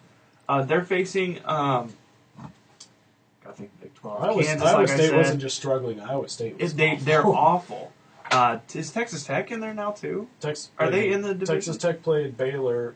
What division is Texas Tech in? Yeah. Texas Tech's in the Big 12. Yeah, They are in the Big they're 12. 4-3 in the Big 12 this season. Okay. Well, you could possibly say that might be a challenge for them, but then you look, West Virginia. I don't think they're the same. Even though they put the most points on them this season, I don't think they're the same team. TCU and Kansas State. You can make a case for Kansas State. I don't think TCU is really that good. TCU is 2-5 in the Big 12. Yeah, I don't think TCU is really that good. Of the remaining schedule, though, I think Baylor definitely has the better one. Of the remaining 4 games. If you looked at that, yeah, they do. Because Syracuse... Of the remaining 4 games? Yeah, because 2 of them are ranked and 1 just dropped out of the rankings. Right, but I mean, say 2 of them drop out. Texas Tech's going to drop out. Texas will drop out. I'm going to say they're going to drop out. So, I mean, they have 2 ranked opponents. And I mean, but who does Florida State play in their last 4 games? Syracuse, the last 3 games. Yeah, they have a bye, right. Yeah, looking at those last 2 games, that's easy. Those last 2 games on their schedule are going to be wins. Syracuse will give them their best shot of their first loss. So I respect the team that, can put up, tough opponents at the end of the season more than at the beginning of the season. I don't think so. Now, my I don't think anyone's going to challenge them this year. My decision may change 3 weeks down the road when I see what Baylor does to these teams. If they totally smoke them, like Oklahoma, they've been doing every other team. Yeah, well, because I don't think those are great teams that they're playing. That's why they're smoking them. But if they smoke number 12, Oklahoma State, number 12. Don't get me wrong. Number 12, if they smoke them like 70 to like 14, and if Oklahoma State falls from number 12 within then, and that's going to be a statement. No, my question: if Oklahoma State isn't number 12 when Baylor beats them, is that going to change your They're opinion? 8-1. They might, if they lose their next game, they might. Well, who did they play this week? They play Texas. Oh dang! So if they drop from number 12 and say they're a 16 or a 17, will it change your opinion if Baylor beats them? Should. It's different. Well, because Baylor is like what, number 5? Yeah. Baylor's number 5. At least they have a decent defense. Is Baylor ranked number 5? Baylor is ranked number 5. Yeah, they're 5. Baylor's ranked number 5. Yeah. Well, it is against a ranked team, and Oklahoma State's no pushover because they are 9-1. But if they do beat Texas, and then do they travel to Baylor? It is. Or do they? No, it's at home. It's at home? It's at home. If Baylor goes on the road and whops them at home, then maybe I might change my opinion. But if Oklahoma State keeps it close, I will not change my opinion. It's a little unfortunate for Oklahoma State. If they hadn't had that loss to West Virginia, they'd be. Heck, even if Oklahoma State beats Baylor, it will definitely not change my opinion. If Oklahoma State beats Baylor, yeah, it won't change my opinion that they. Anybody's beaten Baylor this year. No, they haven't. No, they're undefeated.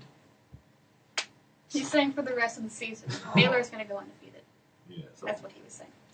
So, since we got all of our attention out, let's talk about Jameis Winston.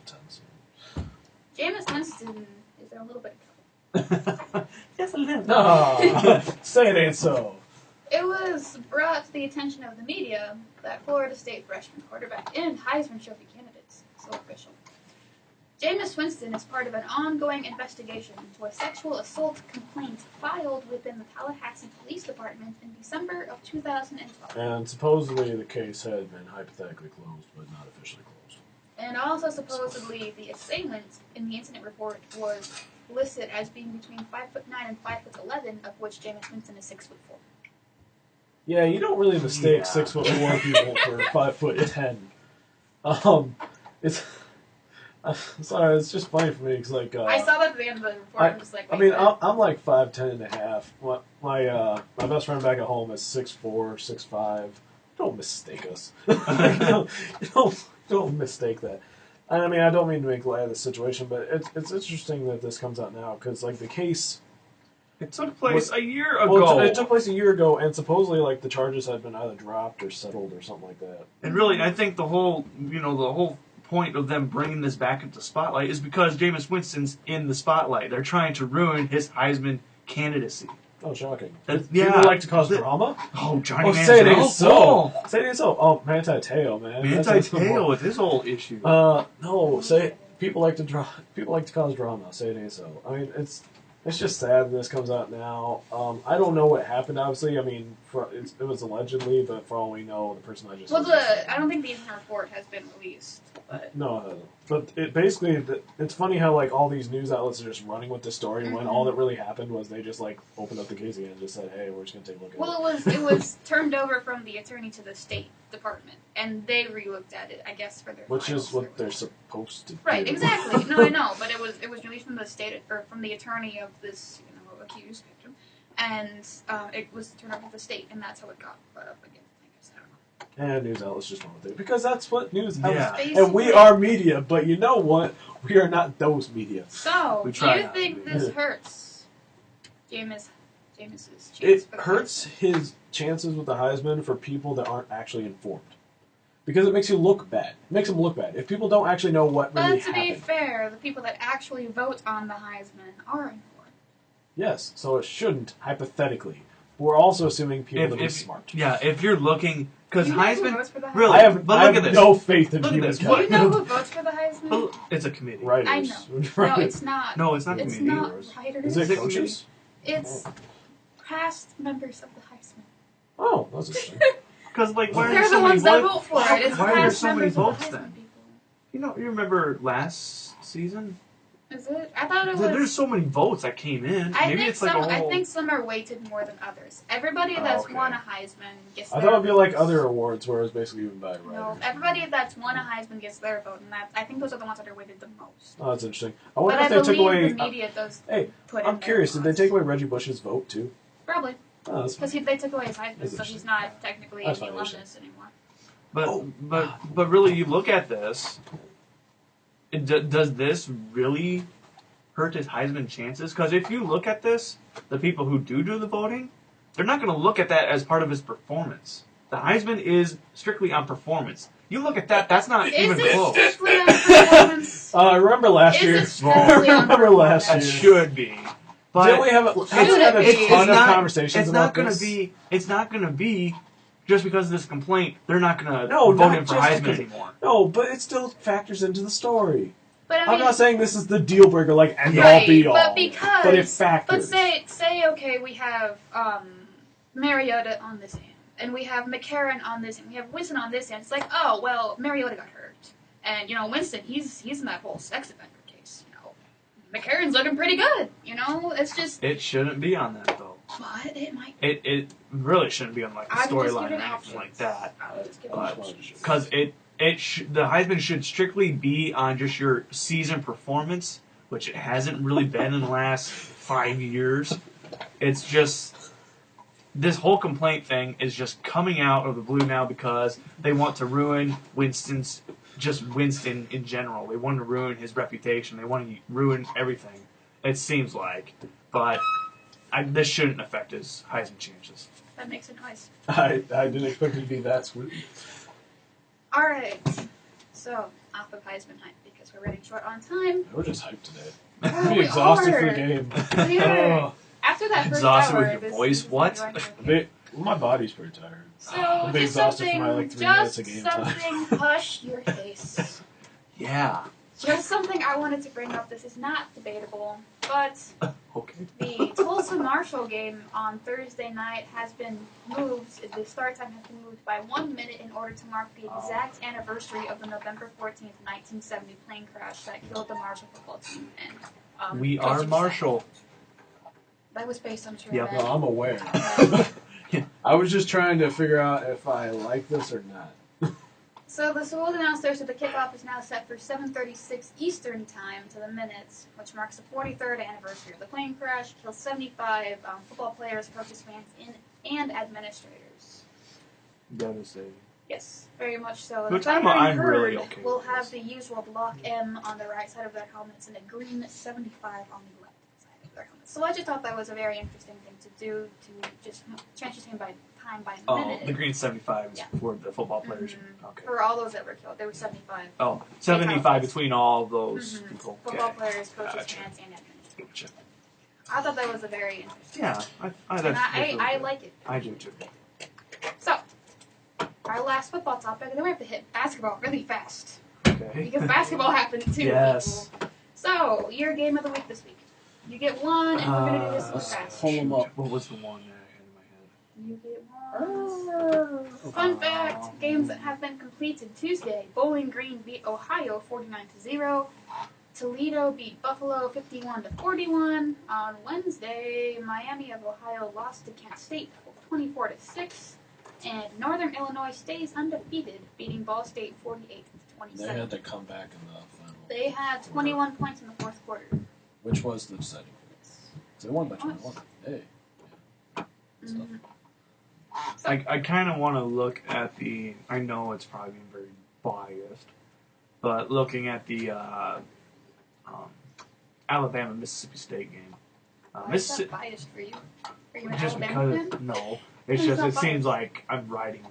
But Well, I then really it's don't want to. it's typical. But Mississippi State has actually played a lot of the SEC teams very, very close, and they got another shot against Alabama, who doesn't have the same defense as it did last year. Offense has just the offense is their spark right now, but that's the game I'm gonna watch. I kind of want to be a jerk and say that one. That'd be. Oh, no, that's not even a game to watch. Yeah. I know which one you're talking about too. I don't think you. I doubt you do. No, Anyhow, it's not that. I actually think Oklahoma State and Texas would be interesting. Yeah. Yeah, Sure. that's definitely gonna be good. Yeah, Texas is undefeated in the Big 12 too. They're playing at home. Got stuff to prove. I heard they don't really have a Big 12 title game anymore. It's just whoever wins that conference, I think. Whoever ends wins up- out. Goes to a bowl. Yeah, it goes to the Rose No, they have to Bowl. have a conference game because whoever wins goes somewhere and whoever gets second gets to the second bowl. So they have to have something. That's what it is. They have to have something. So there's no other good games to pick from. There's Baylor, interesting Texas games. Tech. Baylor, Texas Tech. Hey, That's going to be your What about your bias pick? I don't Michigan want to State pick that and one. Nebraska. I'm scared Oh, of it. Nebraska because I'm just scared clawed of out a last win week, against too. Michigan. Yeah, they clawed it out. Let's not Talk about clawing say out the that. last 2 weeks. Talking about Yeah. clawing things Those out. Hail How about Marys. tip-off Tuesday, which just happened this Yeah. past Tuesday? There was 79 games, I believe, over the Holy course. crap. Oh, Only 2 of those Tuesday. were very interesting. Actually, there was more than Yeah, I two. know. But there's 2 that we're going to talk about, Yeah. okay? It's fun to hear about blowouts. But yeah, so there was 32 games on Sunday, 48 games on Monday, 79 games on Tuesday, and 50 games on Wednesday. This is just the start of tip-off week, so Mhm. I was so happy. I always love tip-off Tuesday. Because they Because, had like, like a whole 24-hour marathon, don't Yes, they do. It's on Which ESPN I actually and did. ESPN too. I actually did that too I did one too. night when that all tip-off I marathon try started. to every year. I didn't do it this year, but I did watch it whenever I was home. One game that I want to bring up, I didn't put this in my notes, but Baylor, South Carolina was a very interesting game. Baylor won 66-64, but there was a no call at the very last second because they called the foul, but then they reviewed it, and it happened that the foul happened after the buzzer went off, so the foul was not called. So, and that was a foul that would have been on Baylor. It would have been a shooting foul for South Carolina. They would have had a chance to tie and go into overtime. So, it was very controversial and very exciting, and I watched all of that game. So, tip-off Tuesday. What did you Madness. think? Was it the right call? Madness. It was the right call. Okay. It definitely happened after the buzzer. VCU beat Virginia. Yeah, I watched a little bit of that game. That was I also a little bit controversial because I think it was a last-second three-point shot. I didn't watch all of it, but I did tune into it, and Mhm. I didn't like the way VCU played. I thought they played terrible. Virginia should have were won ranked that 14. game. All right, so the ones we're going to talk about, obviously. Number 1 playing number 2. I love how on Tip-Off Tuesday, number 1 played number 2, and number 4 played number 5 right away. Just Yep. like, we're going to make this fun. Yep. All right. So, number 1, obviously Kentucky, and number 2 was Michigan State. If you don't know the preseason rankings, I apologize. Kentucky lost to Michigan State 78-74, and I did watch all of this game. Yeah, that halftime score looked worse than that final score did, but Michigan State kept Kentucky scoreless for about 5 minutes. yeah. Like, Kentucky didn't even score. And then for a Joseph while. Randall went AWOL the second Oh, yeah. half. He actually started to Julius. perform. Julius Randall. But I was picking Michigan State to win this one. It was, and really the commentators kept saying it. It's veteranship versus a young class. Mm-hmm. And really, Calipari said it best. He's like, I think it's unfair that our young team is facing off against Michigan State so early in the season, But you know, that's and how it goes. I really like Tom Izzo's response though. He's like, "Oh, okay, then forfeit." Yeah. If you think you can't beat You know, us. my general response would be, well, don't run a one and done school. Yeah, exactly. Yeah, and that's kind of what Izzo was referring to too. He's like, don't draft players that are one and done. Then that's your philosophy. Well, it's Don't basically draft by the end of players. the season competing for a championship every year, but at the same time, it's like, oh yay! So I lose my players. Where's your continuity? I lose my players that were really good for me this year. Oh no! And then you go out and recruit Randall, and hey, guess what's gonna happen? Yeah, one and done. I bet. Yeah, he's one and done. This next draft is Andrew somebody who's Wiggins, freshman. one and done. Jabari Parker yeah. could possibly be one and done. And here's where it's annoying, where we even have the 1 year period with players that don't win. Which I think that's stupid. They should do that to either 2 or 3 years before they can enter. Well, but or there's- 0. It is Or 0. for NBA. You don't have to go to college to play. No, you don't. You have Exactly. to just be a year out of high school. Right. But you Which instead I of think- sitting I think around that's so for a stupid. year, there are That's some players that stupid. like go overseas and play. Yeah, which is fine. I think that's really dumb. So, were you surprised by? Was not surprised by the outcome. Not Not really. surprised. Okay. I was a little bit surprised. The fact that they held them scoreless for so long. That's what surprised me. Their defense played super tight, and I didn't get to watch the first half because I had class, and I was very sad. Well, the first half, just to give you a little rundown, because I watched the entirety of the first half, it was a complete, hustle team Yeah, in no, Michigan I listened State. to it in my okay. class. I listened to the radio. But it was I it had my was it phone, was just a and I was hustle. listening. It was a hustle effort by Michigan State. They took advantage of every turnover Kentucky did, and it just that first half score should have been even more. Mm-hmm. With the Commanders, they're saying they should be up by like 20 going into half, but Kentucky hung around. So And the next game we're going to talk about, number 4 and 5, Duke, Kansas, respectively. Duke was 4, Kansas was 5. Duke ends up losing 83-94. I still give Duke very high props for this game because Jabari Parker played amazing before he fouled out late in the game. And that was such a stupid foul. I was so upset. It was like he barely even touched him, wasn't it? It was Or he tried to go for the- It was a foul, but it Yeah. was a very dumb foul. Because he hit him on the arm, right? After the shot. Yeah, Because, once you make the shot, just like, okay, he made the shot, it's going to go in. That's when you don't foul. yeah. You're going to foul before he Because makes it's the Andrew shot. Wiggins going up for the dunk. I know, anyway. it's just like, what were you doing, you stupid freshman?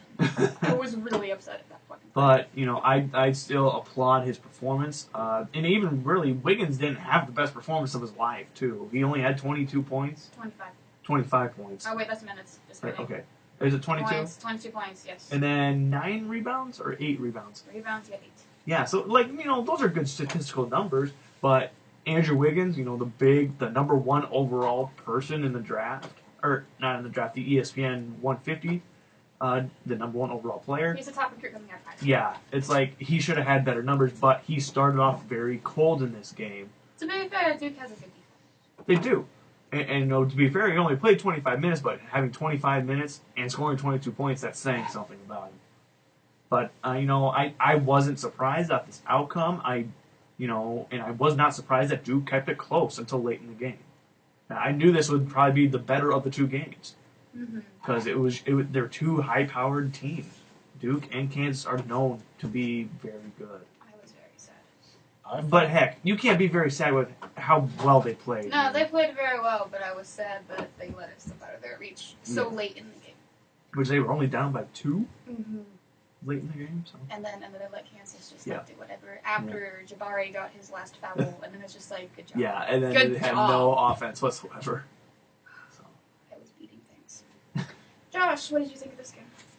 Well, the game was a solid game. I guess I just kind of...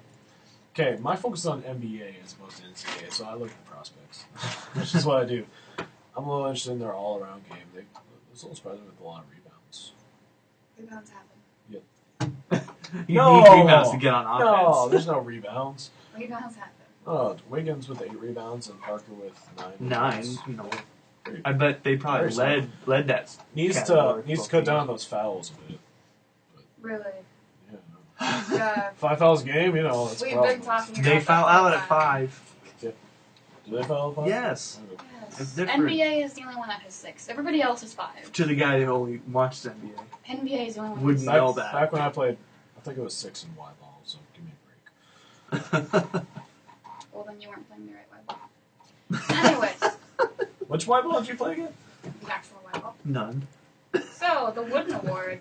So none. None. Preseason watch list for the Wooden Award was released, and this is the first year it can include freshmen and transfer students. So, in the year of the freshmen, as it's been dubbed this Yeah. year, it's loaded with 9 freshmen out of the 50 spots that was released on Tuesday, including, obviously, Andrew Wiggins, Wayne Selden Jr., Joel Embiid, Andrew Harrison, Julius Randle, and Jameson Young. Arizona's Aaron Gordon, Jabari Parker, and then Indiana's Noah Vonleh are all freshmen on this, I believe. So, very interesting. That freshman can finally be on there, and we have such good freshmen. Oklahoma State sophomore Marcus Smart is also on there. And Dick Vitale. Is it Vitale? It's Vital. Okay. I always say Vitale. But Dick Vitale said that this is the best freshman class he's seen since he's, kind of Yeah, been I don't know commentating. if it was Vital or if it was another person that I heard, but they were likening, I don't recall, I think it was Randall. They were likening Randall to a very prestigious Kentucky player. It's like, I'm not sure if I would do that, but okay. So. Okay. All right, so 6:40, time for Savannah State Corner. Last game, Okay. Savannah State played. Did they win? They played Howard, and no, they lost. Wow. They lost 42-14. I saw that score and I was like, wow. But Savannah State had 15 first downs. Compared to Howard's 28. They had 315 total yards. Compared to 590. 559. Yes. Oh, Okay. gosh. So they didn't play very good defense. Wow. But And they only Howard had is a one good turnover. They only Howard's a had good one team. turnover, which is very good. And it was an interception too. Howard's a good team. No. Howard is not. Yeah, they We're are. 4-6. Oh. 3 and 4 in the conference. I think this was the one I was like, they might have a chance. Yeah, and then just no.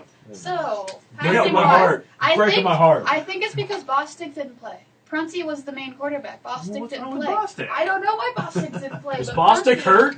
He Oh was- my well, God! he's not Is their anywhere. starting quarterback hurt? I think so because No! he's not anywhere on the stats. Oh my God! They might not win their one game of the season. Oh no! No, they did win. No, they're No. 1-10. They Going haven't forward. won. No, they Going haven't forward. won. What? No, they won a game. Oh yeah, They that's won a right. game. See? Oh yeah, against They that won a whatever game. Mid Valley State. Yeah. Well, no. They didn't just go with Prunty, who completed 8 of 30 passes. I by was the way. gonna get there, but Well, fine. then they played Hardison, and he completed 2 of 13. Yes. We're in this together. We're all in this together because you forced us to be. You enjoy it. I really don't. Why'd you get so into it? Anyways, Prunty, as We're Josh just naming said, was statistics. 8 for 30. Mocking He me. threw 152 yards. He had the 1 passing touchdown and the 1 interception as well. Their leading rusher this week was Criswell. Prunty was had the most carries. He had 11 carries, but he only had 36 yards. But their leading rusher had 5 carries for 56 yards. And after that, it just kind of went downhill. I think their head coach is like, gosh, I'm glad this season's almost I over. think their head coach has a flask on the field.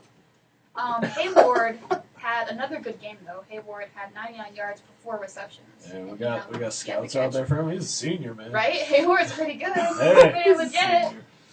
Scout.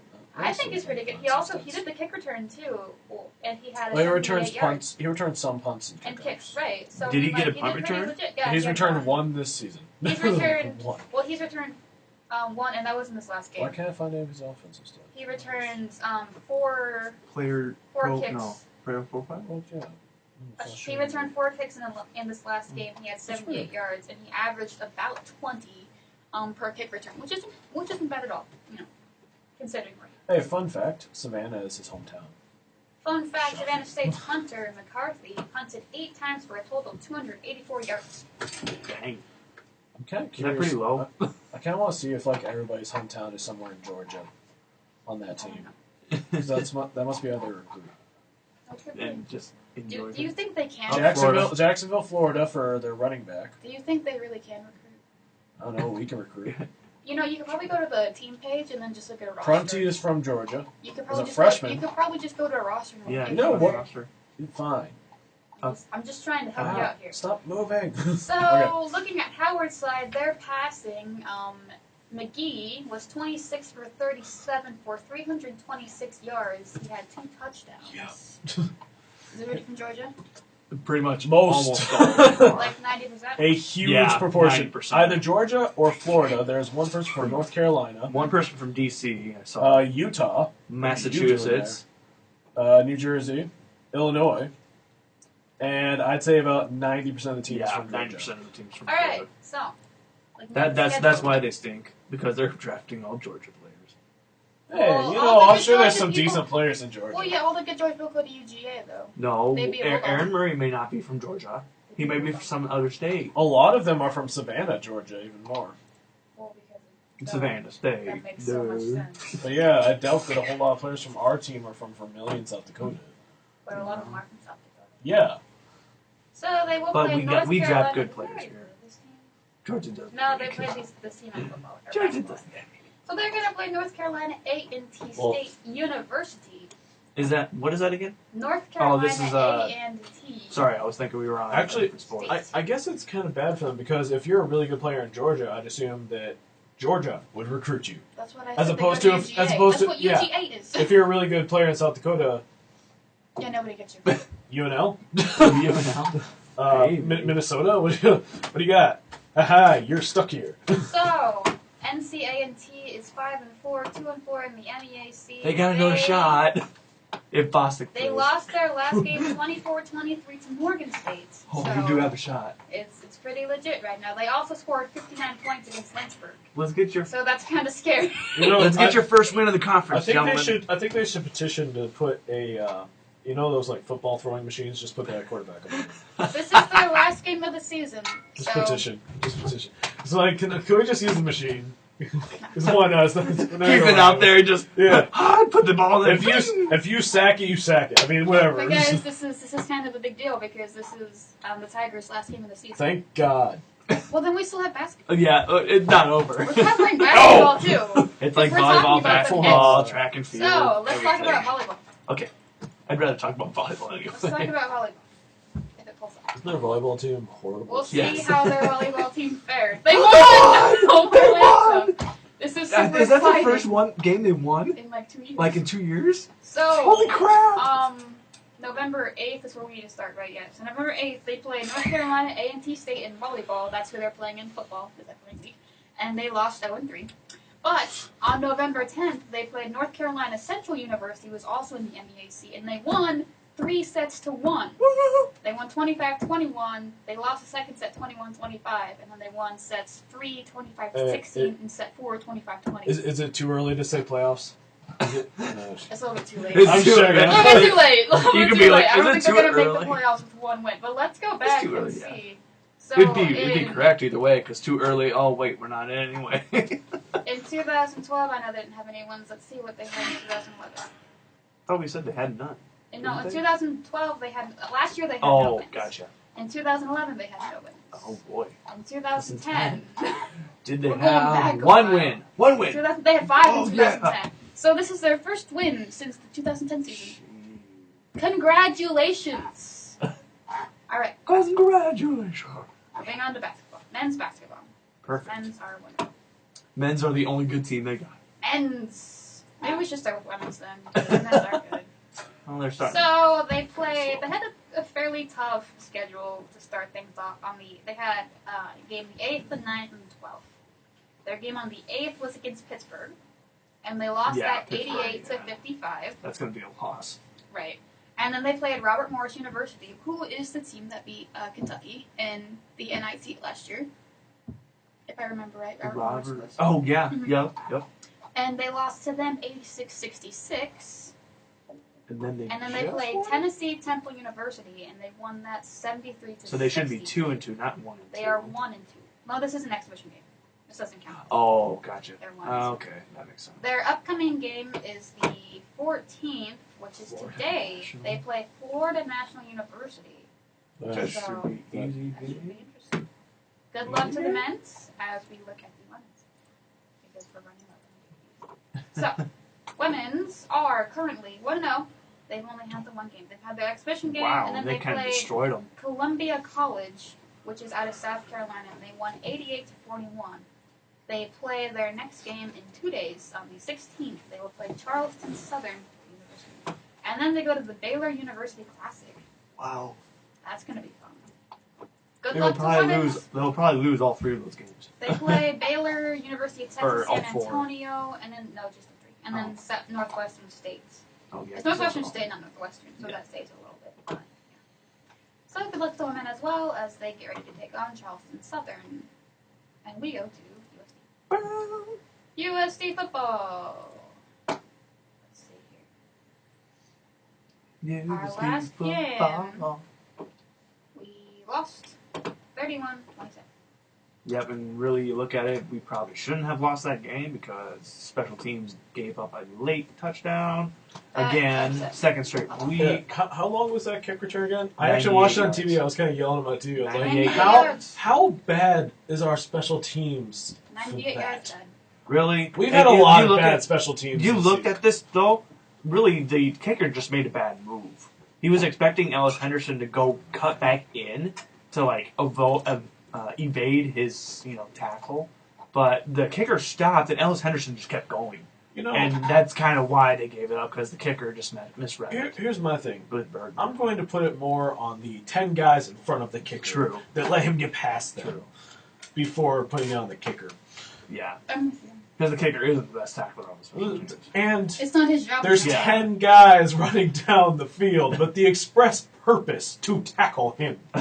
That is your singular... No, you have one job. One job going down the field. Tackle the guy with the I ball. don't think anybody touched it, though. It was just good They blocking. They did. It was good blocking. It was good blocking, and he just It went was a really right in front good of us. It was. Yeah. You just got to give him that much. It You was can't just just say... horrible defense. Yeah, I'm going to put it on the guys going down.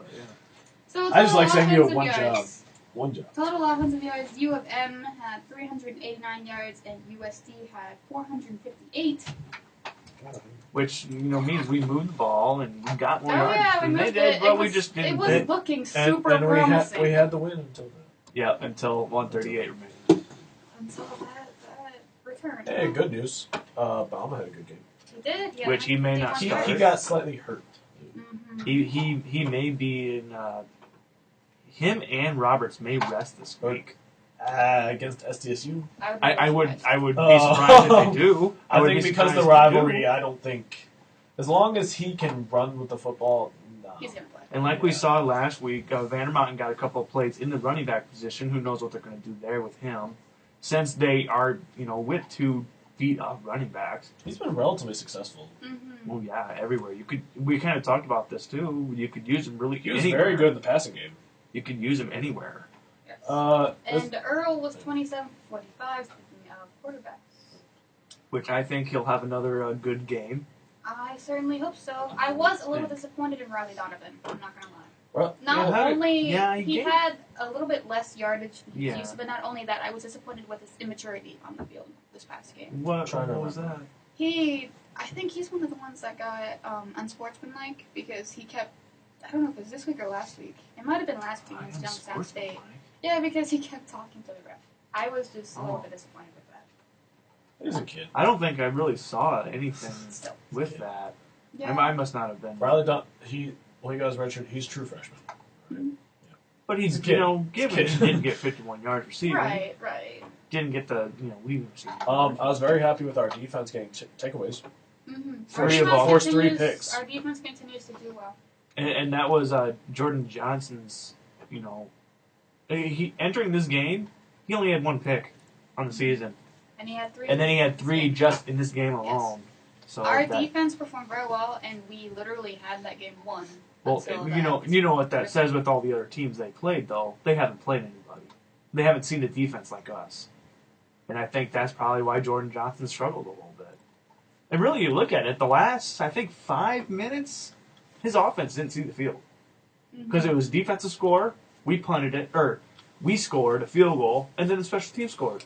So really, Jordan Johnson and that offense never saw the field last I was night. really disappointed in that the fumble by Baum that got returned by Hermanson. Yeah. Basically, he just didn't have. I don't. He had control of it. Even He just got popped out. Even you look at it, he had a late fumble getting us in the field goal range too. Luckily, we recovered that I think one. at that time his shoulder was bothering him. Yeah. He's a neck injury then. Yeah, neck His injury. neck, not his shoulder. I thought I heard his shoulder too in Neck. that game. He was dealing with neck aggravated. and leg injuries. He just has. He's just banged up. He is beat up. He's been Well, to be carrying a fair, heavy load. Yeah, like they haven't really been giving you rest. Well, we were supposed to have wasn't there a Kilgore. running back? We were supposed to have three Yeah, running. Kilgore We were supposed to have 3 healthy running backs, Which and we we've may got, not like, even see 0 in healthy. We have play. like 1.5. We have No big 0 deal. healthy, fully healthy, because Roberts is still getting there. Maybe completely healthy one. Just like combine them all Maybe. together. Maybe. We really Can we count Vandermont as running back in this context? So let's talk about next week. Because I guess we're just gonna, going like, chop back. it. Yeah, we're just done. We're going on to the SDSU game because we still have volleyball and basketball. So It's all about the rivalry. Yes, It it is. is. All about the rivalry. how do you rank or stack up USD's chances of winning this game? I stack them as pretty high. There are some SDSU fans that have been also saying that they expect them, the Jackrabbits, to lose coming here to the Dakota Dome because USD is better than last year. Look at what we were last year, 1-10. We went into that game pretty much looking to lose, just looking forward to next season. And now with the tough opponents we played, and coming into this weekend's game, we know we can beat them. They are a beatable team, and really, the two big players in Sumner and Zenner, you stop them, you win the game. You keep Zenner under 100 yards, I think you still win the game. If you keep Sumner, from his passing ability and what he can do in the passing game, if you keep that down, the USD pulls away with this easily. And really, they could have done that with the last 2 games. It's just, late game fanatics by the opposing teams. But yeah, their chances are way, way better this week I feel like from last season. I think we have a strong chance, partially because we just played 1-1. I think we're just playing a 1-1. SDSU is coming in here with a playoff berth on the line. If you discount the loss at Illinois State, I mean we're on a 3-game losing streak going into this game, but the last 2 have been really close. Yeah, Both against of very them, good both of them teams. decided by 4 points, and they're just on those kind of last second kind of gaps. Actually, this one was on that last in the last like half minute. Yeah. The kick return. The week before that was It was a when the guy late came down. drive. Late. Yeah. Andrew left drag. Yeah, pretty much. You could say it. I'm glad, man. I just feel like we're gonna want it more. Just plain and simple, and I. And really, you look at the rivalry too. USD is really going to take this rivalry to heart and be like, "Dude, we're winning this no matter what. We are not thinking in our minds that we're not going to win this game." The Coyotes are taking on a top 20 program for the 4th time in 5 weeks. And they are 1-2. And like so we said far. earlier, they have one of the toughest schedules in the MVFC. And I think it said FCS, they had one of the most competitive schedules. Yeah, and then the MVFC were 3-3. Yeah, which, looking at that, I'm proud of that record. And if we can be 4-4 at the end of the season, perfect. Yeah, relative to last year, yeah. Yeah. Relative to last year, I still consider this season a success. Anything was success relative to last year. But I'm just saying, Literally. with our team, you look at what we started off with Josh Vandermont, and we saw he wasn't doing anything, just continuing last season's, digression at quarterback. Mediocrity. But mediocrity at quarterback. You put Kevin Earl in there, it's just seemed this whole offense sparked. And the even better thing, Vandermont was okay with it. And he was totally willing to help anywhere else. I feel like our team would be a lot higher if we had healthy running backs. And we had a wider, a bigger range in our running back core. Exactly. Riley Donovan wants to take the red shirt off. He's been playing spectacularly. Kevin Earl's been playing spectacularly. Vandermont's pretty much excelled in his new role. Effectively, he's getting a lot of pass catches and rushing the ball relatively well. And everything's working so well. And our defense is extremely stout. Special teams is kind of bad, but our defense is extremely stout. But if we can rush the ball more consistently. Like this last game, Baum had a very good game, but he also had costly fumbles. Yes. Which if you put over 100 yards rushing without fumbles and maybe a couple of touchdowns in there, perfect. That's what we need. Between the 2 running backs we relied heavily on. And when we're actually throwing for touchdowns like we have been with Kevin Earl in there, like I don't even care about the rushing touchdowns, just the fumbles we need to not have. Yeah. And what Earl has done the last 2 weeks, flawless games. No picks. I think he No, I don't think he had a pick. He didn't have a pick this game. He maybe had a fumble. He didn't have a pick last game. Nope. Did he have a fumble against Youngstown though? I believe so. It was like But I stripped, think but they they recovered. recovered They it, recovered yeah. it. But he had a fumble there. But I think that was the first one of the season that he had. And it really, Earl, I just like the way he's playing so far. He's a sophomore, which means we have him for 2 more seasons. We can totally mature him to be that good caliber quarterback that we've been looking for. Unless, God forbid, he went insane next season after the draft. Okay. 2? What? Who would take him? But I said if he had like insane stats or something. Yeah. 26 and Insane. 0. Insane. Like really insane. 26 and 0. So, let's talk volleyball. Okay. USD just recently took on Denver, and they lost. Yep. 3-0. And No, as of right so now, nice. on from last night, they were tied with IUPUI for first. And They I were both 9 and believe 3. They take on Omaha next, and that happens Soon. the 15th, tomorrow. Yep. And then they have Western Illinois 2 days following. Yep. They finish out the season. Yes, they do. 2 games remaining, but I was kind of good. I want to see how they finish. They're 8 But and now, 4. currently, USD is 18 and 10. No, I know, but I want to see if they've been like on a win streak. Oh, gotcha. No, they were on a win streak. Sad life. Huh. Anyways, Pretty much, if you have USD win out, then they could possibly seal that number 1 spot. I think it's pretty much sealed anyway, but it's pretty close to being sealed, if not. So, in that Denver game, South Dakota lost 25-21, 25-18, and 25-19, and they even get a set off of Denver, the Pioneers. Yeah. Which really, I think you said that on Beyond the Dome when they first played, was that they were traveled on the road. They don't have experienced players, but when they're at home, they play better. Mm-hmm. So, and it showed. I was a little disappointed. I thought we'd at least get a set off of them, but But how well we played the first yeah. meeting, even though it was at home. We kind of knew what to expect. Creighton Brink's passes kill a milestone. What is that article? She's probably the all-time record leader now for kills. Creighton Brink recorded 17 kills in that Denver game, and she moved into 4th on Oh. USD's all-time kills list with 1,338 for her. Who is the leader? Did it say? Does it say? We gotta look that up. Doesn't say. Dang, we gotta look that up, see how close she is. She'll Denver get is it. 1 game back, while Fort Wayne is 2 games behind the lead. So Denver is in 3rd place.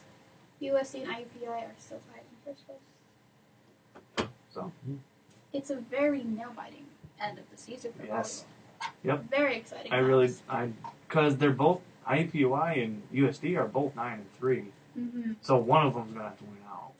We just really need to do better away. Yeah. So it's kind of really Yeah. bad. Yep. This year, anyway. At home, we're 8-0, and away, we're 3 and But we're done with the home games, though, so it's kind of like, well. So Yeah. bad. Yeah. We might be screwed. But We might lose UNO's that number one. UNO's kind of a weaker opponent, so I'm not too Well, number worried 2's about not that one. bad. Anyways, Yeah. the Especially men's basketball team. This is our last topic, guys. Okay. Okay. Okay, so men's basketball started out the season.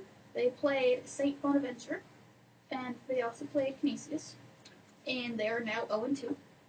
They lost to Yep. Canisius. At least it was close against They lost to Canisius. Canisius. I was impressed with how close it was. They lost to them 71-66, and they lost to St. Bonaventure 68-46.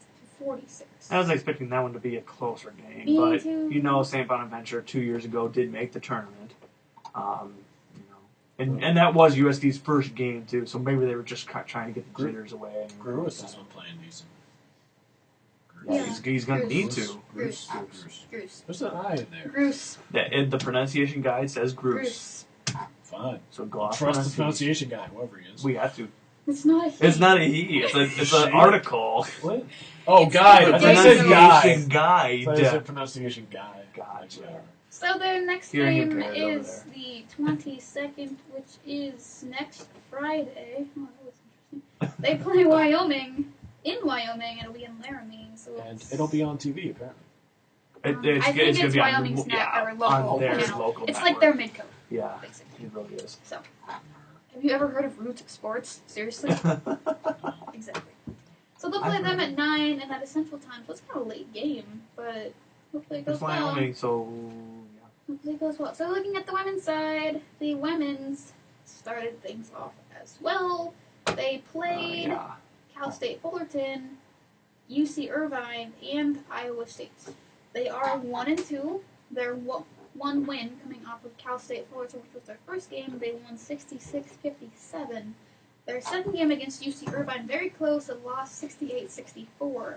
And I was impressed with Iowa State. They held with them 88-72. Yeah, I was expecting that would be a loss.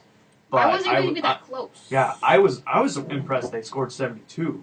No, the offense, okay, but really the defense for me to keep it that, tight and keep it like a 5-point game or whatever. And talking to Tanisha Grieve, she's in one of my classes. The second game against UC Irvine, they said they really should have won. Because guess what? 30 turnovers in that game for USC. That's a wonderful statistic. And they only shot 26% from the floor. They need to do better than that next time. So that game could have been a win in their win category. That game should have been a win. It should have most been. Definitely. Which she was kind of down about it too. She's like, well, we could have so won that game. So it's just Well, anyways, our next game's at North Dakota. Which On could Sunday. be a win. On It Sunday. should be a win. On Sunday, and then we play versus Drake In Sioux Falls. in Sioux Falls. Are we calling that? Do not know. We should figure that out. It's a home game. I should. We should text Joey. You can. You can. You Who's even? You do too. But I'm not in charge. He's actually should be in charge of that. He's the If one that he should saw be texting that, us. Hey, yeah, he fun- should be. Fun, So that's what fun I'm gonna fact. South Dakota School of Mines, it says versus, which would mean we're the home team, but it's played at Rapid City. Because we're playing a bunch of home games in do. Rapid. We're actually playing a lot of. We have like 3 or 4 that's games in odd. Rapid. That's pretty odd. We have 4. I see Three. one. 3.